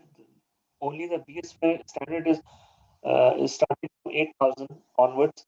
So what's the point having VSP Enterprise Plus costing more than 35,000 or 40,000? People can have actual servers, because Exactly. the benefit Exactly. of cost benefit analysis you told us in the first class that having a hypervisor we can have multiple Right. servers. So that's a good comment, everyone. What is the point of spending this much of? So I'm going to copy this. This much of licensing cost. So here you can see the licensing cost here for the standard is around 9,000, 8,900. For the advanced is 27,000. It is, I think this is 27,000. Enterprise is 33,000, which is Enterprise Plus is 39,000, and vCenter and the System Center switch. So this is different. There is no vCenter here at the moment. Okay, so guys, the reason why this is expensive and why this is this price, because there is a value behind this. So all of these companies, they are hosting their millions and millions of dollar of applications within this infrastructure. I mean, this is still cheaper for those companies that are earning like millions and billions in their business. For them, this is just a fraction of what they are making. But this environment is giving them a very very stable IT infrastructure environment. So let's look at this. So the license of a server, one server. So let's look at this, guys, for understanding purposes. Let's see, I need to install one ESXi host. And in order to have one ESXi host, I need to have a one physical host, first of all. So first of all, I need to have a physical host. That physical host will be anywhere between. So, I mean, I'm talking about a really base model. It starts from anywhere between 5K to 20K. It goes up to 20K. 20K meaning that it will have all the bells and whistles of the latest server model. Plus, it will be having multiple CPUs and lot of memory. So this is, I mean, 20K server is a huge big server. Plus, so first of all, you need a physical server. Secondly, you do need an ESXi host license. ESXi host license, and that comes in different versions, which is comes in standard version, it comes in advanced version, it comes in enterprise version, and it also comes in enterprise plus version. So these are all different versions where you need to buy. So standard version, as we can see, it is around 9,000. 9K. Advanced version is, I think it was 30K something, and the price goes on and on. So you do need for set up an ESXi host, you are looking for anywhere between let's say 20,000 to 50,000. $50,000 for ESXi. Now, what can you do in this ESXi? You can install, so once you have set up this server, you can install based on the server requirement. I mean, I'm going for the latest server with, let's say, 20 CPUs inside, or maybe 30 or 6 or 40 CPUs on this server with, let's say, 2 terabytes of memory. 2 terabytes of RAM. On this server, you can easily run with let's say, so let me make it a very high-end CPU, high-end server with 40 CPUs, 2 terabytes of memory. You can host easily anywhere from 500 servers to 1,000 servers, thousand. Can we have 1,000 servers on this? Actually, having too many servers on an ESXi host is also not a good idea. So for that reason, and I'm giving you the highest price it can go for. It can be anywhere between maybe 15,000. A normal ESXi server can be from 25,000, and this server can host anywhere from 20 VMs to 40 VMs. And 20 VMs to 40 VMs means that your company's 40 servers are installed inside this server. Now that company that can afford to have this server with 25K with 40 VMs inside, imagine that they're how much they might be making in the real environment, and I mean on the business side. So these companies like, and let me give you another example, and I'll take your question in a moment. Just give me 2 minutes, Ashish. And so guys, this company, and I'll give you an example of a large company like eBay, like Amazon, like Microsoft, like also Bell. I mean, these are large, very large companies, but Bell is also a huge, big company. These telecom companies and hospital environments. So they all have servers anywhere between 10,000 or more. So these all companies have servers anywhere between minimum 10,000, and they have more servers than 10,000. And these 10,000 servers are servicing 80,000 clients, 80,000 computers. So normal Windows 10 computers, printers, and everything, and 80,000 clients, and with 100,000 employees. 100,000 employees. So guys, the idea that I wanted to give you, that this price is not big for a company that is having a huge big infrastructure, and that infrastructure is properly maintained within these servers. So for those companies, it's not a huge big cost. For a small company, that is why smaller companies cannot even afford to go for ESXi. Smaller companies mostly go for, if they ever have to go for virtualization, they will go for Hyper-V. For Microsoft Hyper-V, that is a cheaper solution where they can have 10, 15 VMs inside, but it won't be VMware. Ashish, what's your question?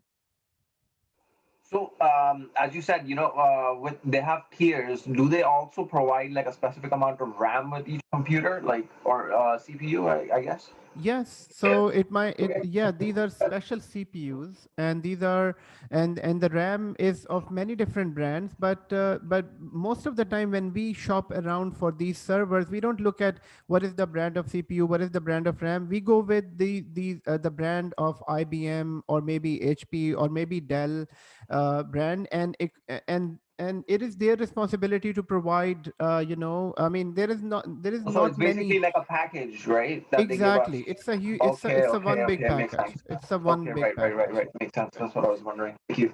So guys, here, so the copy of VMware at the moment, what we are using is 6.7. So this is 6.7 we are using today, and the latest version is 7. And this is evaluation version. Evaluation version means that it has all the features of all of the versions. So evaluation version has features of standard, advanced, enterprise, and it has all the versions, so we can test everything. But in 60 days it will expire, and once it expires, then nothing will work on this server. On Windows Server, it doesn't matter. On Windows Server, even if it is expired, it keeps on working. But ESXi host will completely stop.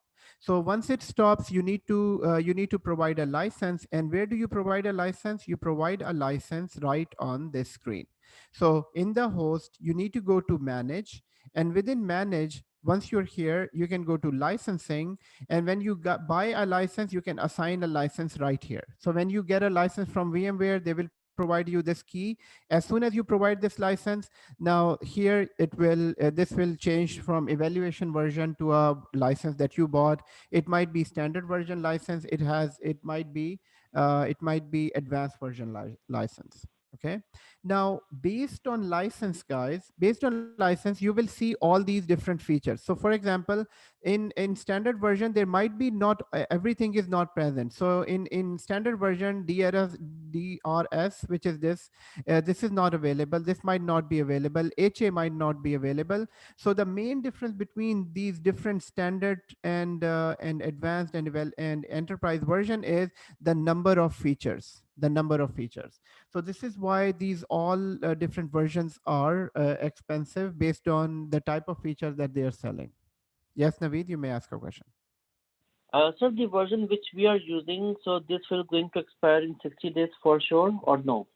100%, 100%, yes. Okay. Then in that case, on the other hand, we have done our registration in Stanley University, and I hope that we are expecting a kind of reply from them in 2 to 3 months. So what would be the solution? Because To, like we to, are to do the submit. labs, to do the labs? Right, exactly, right. Yes. So the solution is very simple. Once the version is expired, all you need to do is to just set up a new ESXi host. That's it. Oh, I see. So on the VM itself.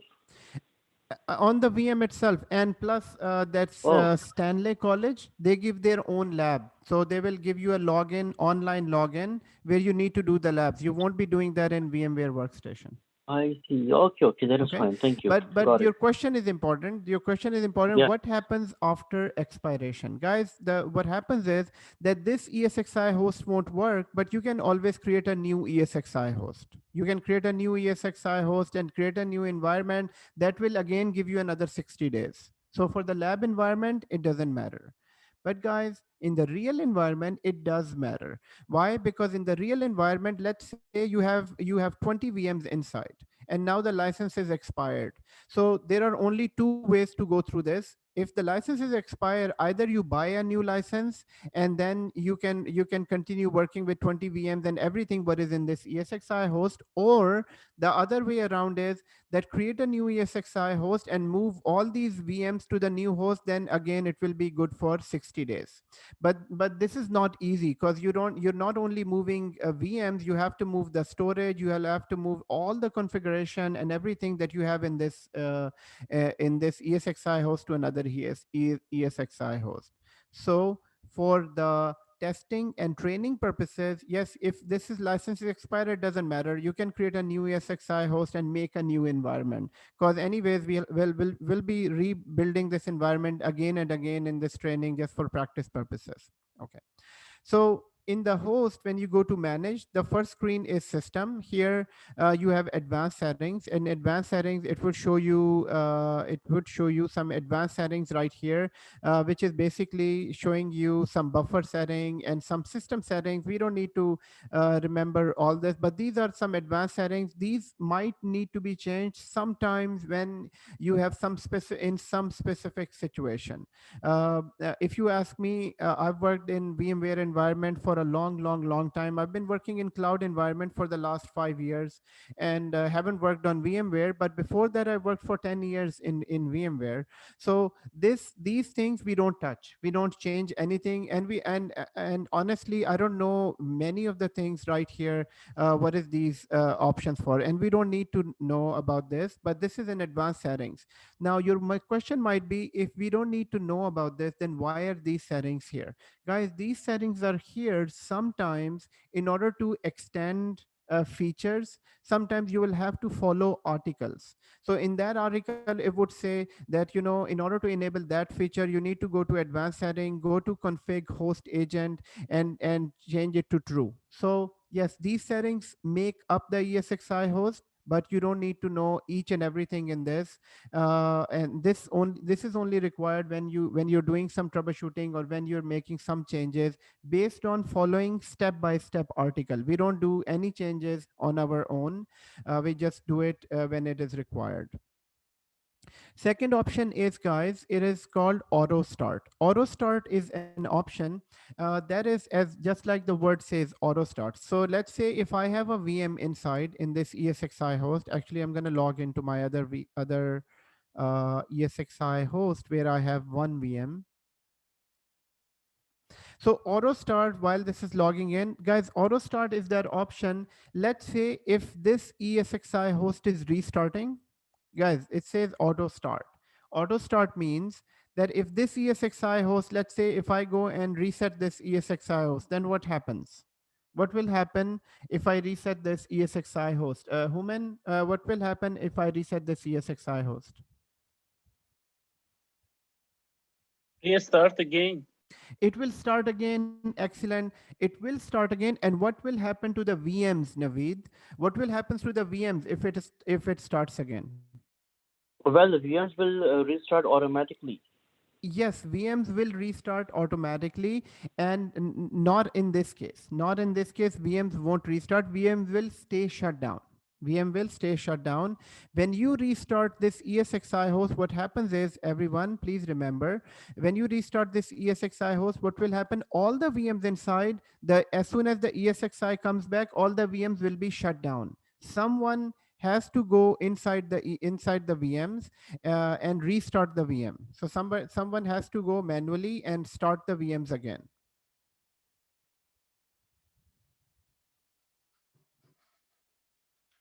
Okay, so in that case, they will remain shut down, and Yeah, they if will not nobody, restart. exactly, if nobody goes there, Hmm. then the VMs will remain shut down. Okay. Right. Okay. So this was an issue So, sir, in I the have a question. I'll take your question just a moment. Just let me complete this.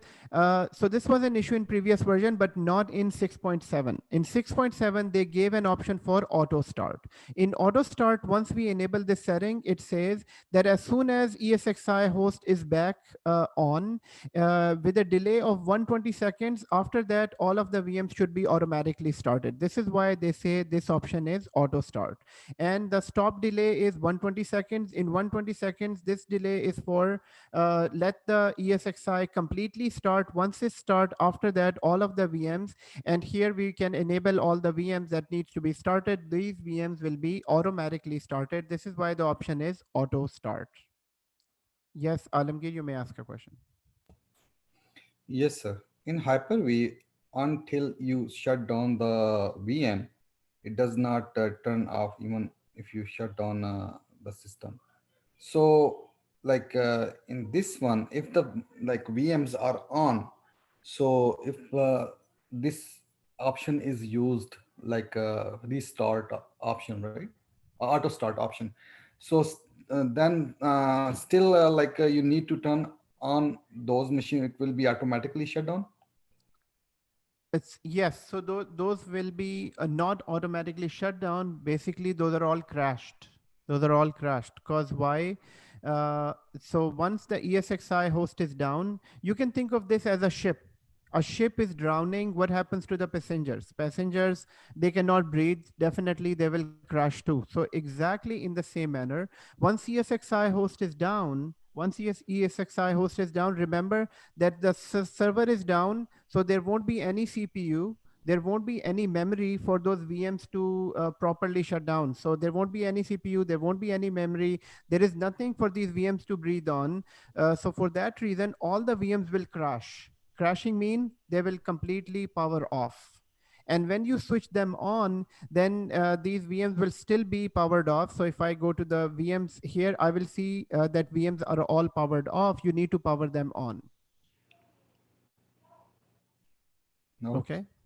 Okay, so but ESXi 6.7 provides that option, because I remember one time in a real environment where we had 4 ESXi hosts, everyone. So there were 4 ESXi hosts, and on each host there were 20 to 30 VMs. And on one day we got some ticket saying that few people are not able to log in, and the situation was this. So here there were I wanted to explain that situation to you so that you can understand what happens. So 4 ESXi hosts, and on all 4 ESXi hosts, there are each has around 20 to 30 VMs. So there are 20 to 30 VMs. There are 20 to 30 VMs. So altogether, let's say 100 or 200 VMs on all of them. So on one day, we got some tickets. So this is how we get tickets. So this environment is working. Being an VMware admin, your responsibility that the servers should be up. Your responsibility is host should be 24/7 up and the VMs should be up as well. So both are your responsibility. Now, and being a VMware admin, you're not only responsible for VMware, they will give you more responsibilities as well. At the same time, you're responsible for cloud, and at the same time, you're responsible for this environment as well. So you cannot keep an eye on 200 machines at the same time. So that morning, my responsibility was, being a VMware admin. So what happens, we started getting tickets that people are not able to log in. So first we got a ticket, user is not able to log in. So then we thought that this is just one user, and then another ticket came, application is not working, some application is shut down, and some website is not working as well. So there were random tickets coming on the same day between 9 a.m. and 11 a.m. So many different things, and so we suspected, so we were a lot of admins there. Someone was working on user, someone was working with application, some is working with the web server. But then it was escalated to the third level support, which is third level support are the people who are specially who are certified with a certain technology. So it came back to us, and then when we went into our vCenter, because vCenter, we will learn that in the next lecture. What is vCenter? vCenter is that application that where you can manage all ESXi hosts in one screen. So vCenter was showing that one of the hosts was down. This was completely down, and all the other hosts were this was working, this was working, this was working, this was not working. So this is why, since this was down, all the VMs on this was down as well. So the host was down and the VM was down. And this is why the users who were connected to this host and these VMs were complaining, and the applications that were sitting on this host were not working, and the web server that was sitting on this host was not working. So what we did, we started this server again. So the very first thing, once something is down, you try to start, and it started. So it was down due to some reason, maybe power fluctuation or something. Normally this doesn't happen because your data center is equipped with redundant power, redundant network, everything was proper. Oh yeah, I remember. The problem was this server was that the disk was full. One of the disk where all of the VMs were sitting, this disk was completely full. And since the disk was full, this server was completely hung. So for that reason, we always make sure that that in VMware or any server, at least 40% of the disk is available. 40% of the data store is available. So since the disk was full on this server, the server was completely hung, and due to the server hung, everything was in the hung state. So VMs were not working, everything was not working. So in order to fix that, what we did, we went into the SAN storage, we added more disk, and as soon as we added more disk, then these servers start coming back. So this is one of the situations that there were. I will share with you more and more of this, but this shows that if the host is down, all the VMs will be down with that host. Okay. So Okay. yes. So sorry to interrupt you, sir.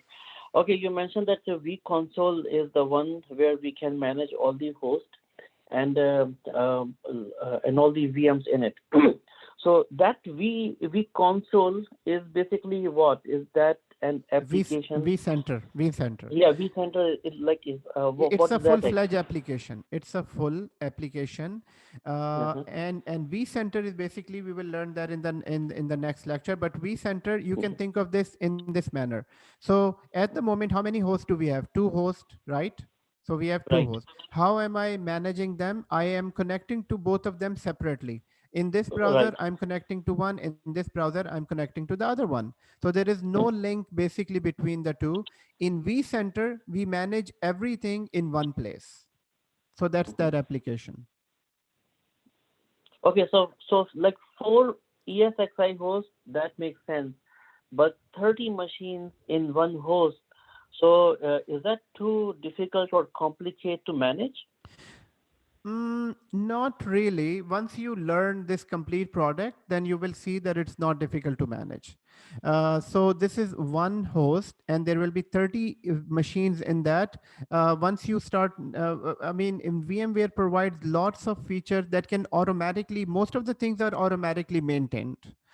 Their high availability is automatically maintained. And there are a lot of things, amazing things that you're going to learn. It is really easy to manage this environment, but you need to be an expert in this. Right. And all the other labs which we did on Windows Server, so those labs are available here on this ESXi, or this is a totally different thing as compared to Windows Server? This is a new technology. So everything that you have learned in Windows will remain with you as experience, and those that will be used when you're managing these VMs inside. But yes, we are learning a new technology, and it is totally different from the other one. Okay, all right, thank you. Yeah. Sorry, Adnan. Sir, can I ask you questions? Yes. So Human and Faz both have a question. Whoever wants to ask first. Okay. Adnan, my question related to the lab we had so far. I just wondering to know, could you please on the separate page just let me know what we did actually? On the separate what? Separate page, as you just. Oh yes. Okay. Yes. I will show. I will before ending this lecture. I will recap everything. Yes. So my question is, what's the point of installing VMwares on the on ESXi server? We can't even log into the window machine or whatever we have installed because that's that virtualization. So maybe it's not allowing us to go into the machine. Do you understand what I'm trying to explain to you, sir?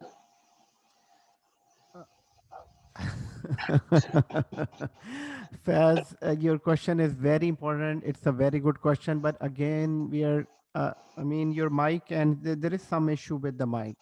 I mean, maybe it's only me, or if everyone is not able to hear the sound properly. For everyone, I guess. Okay. Can you hear me now, sir? Okay. Is it? Faz, it's not clear. I'm sorry. It's not clear. What I can now is it clear, sir? It is clear now. Yes. Okay. My question is, what's the point of installing virtual machines in the ESXi server when you're not able to log into the Windows machine? Yeah. Right. So because do we need a vCenter to log in? No. So if you're referring to the picture, the example that I showed you, the example. The virtual machines which we just installed before you went. No, we can. So just bear with me on this. VMware is a proven environment. VMware is a proven environment. I think 60 or 70% of the companies are using VMware. So there is a huge big point of having this environment, and you will be able to log into the Windows servers, just normal. Okay, thank you. Okay, so just bear with me on this. So guys, here, so let me see where I am at the moment, and I know the time is finished. Everyone is tired. I'll recap, but let me just go back to my system here, and so here we have auto start. I'll in the next lecture, and in the next lecture we will be learning more things from here. There is a swap memory. There is time and date of this VM. So today, what we have covered, everyone. Today, we have covered some basics of ESXi host, plus we did a lab on creating a VM, and also we did a lab on creating, adding a disk to a VM. So my humble request to everyone is, guys, I know that you are all feeling a bit difficulty understanding this product, but remember, guys, difficult things are the one that are highly paid. Okay, easier things are not the one that are highly paid, so you have to go through this, and this is not very difficult, step by step, just like you had that high spirit and strong spirit when you started this training, and you never thought of anything, this is not difficult, you kept on going and going and going. I would say stay on that high spirit with virtualization, with VMware, with Azure and AWS. We are very close to our destination, guys. I can feel it as a teacher, as a trainer. I can feel that you're all feeling a bit overwhelmed with this. That is very fast and very complex. So many things. Guys, don't worry about this. Just don't worry about this. This will be just in 2 weeks. You will, inshallah, in 2 weeks, you will see that this will be all on your, if not on fingertips, by the end of this training, it will be all on your fingertips, but it will be the weather will be much clearer. Okay. So what have we covered today? We covered understanding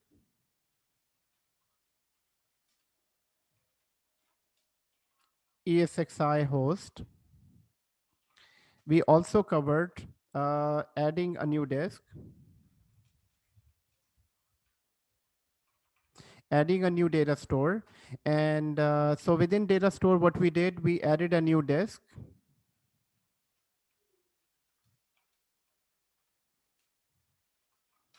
Restart the ESXi host.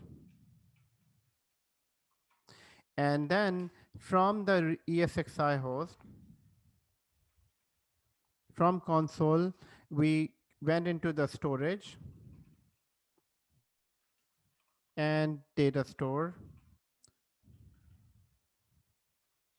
We went into the storage and data store, and we added a new data store. So what is a data store? Data store is nothing but a disk. Data store is nothing but a disk. Other than that, so other than that, we added a new disk, and then we uploaded the ISO. So uploaded the ISO, and once that was done, so uploaded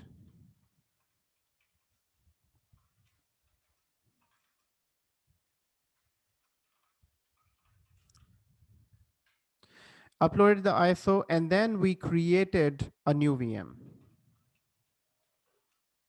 When creating a new VM, it was almost like VMware Workstation, but here some new things. So what was the new thing? There is nothing new. You just creating a new VM was almost, I mean, just for interface was different, but you named the VM properly. And then we had one CPU on this VM, CPU 1. RAM was 2048. And also we added the CD.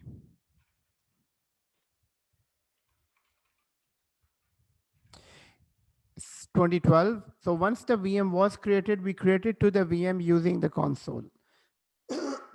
Excuse me. So we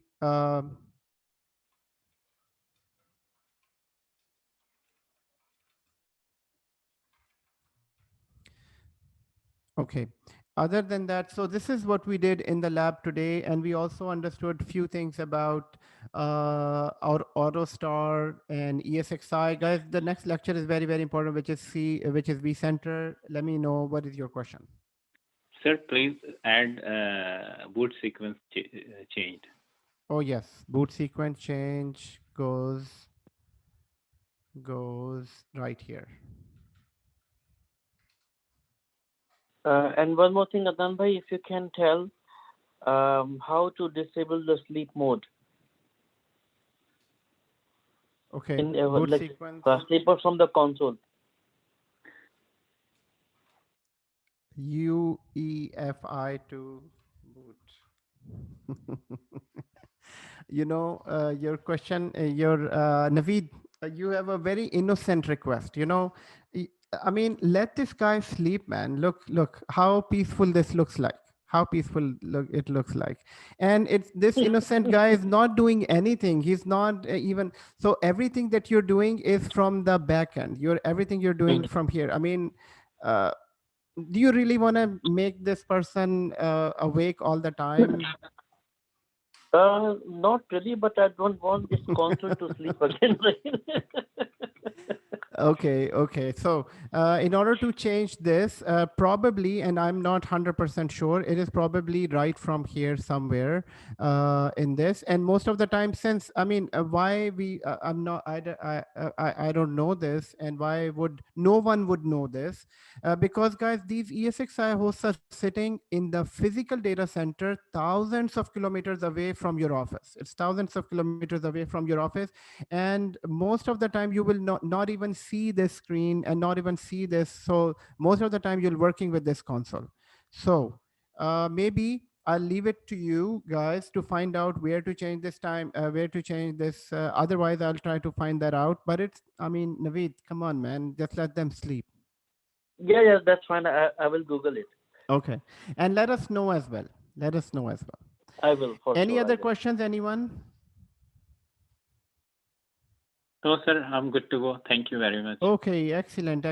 And one more time, Wasim, congrats. It's a big Thank you. achievement having MCSA. It's a really big achievement, and it will definitely pay off.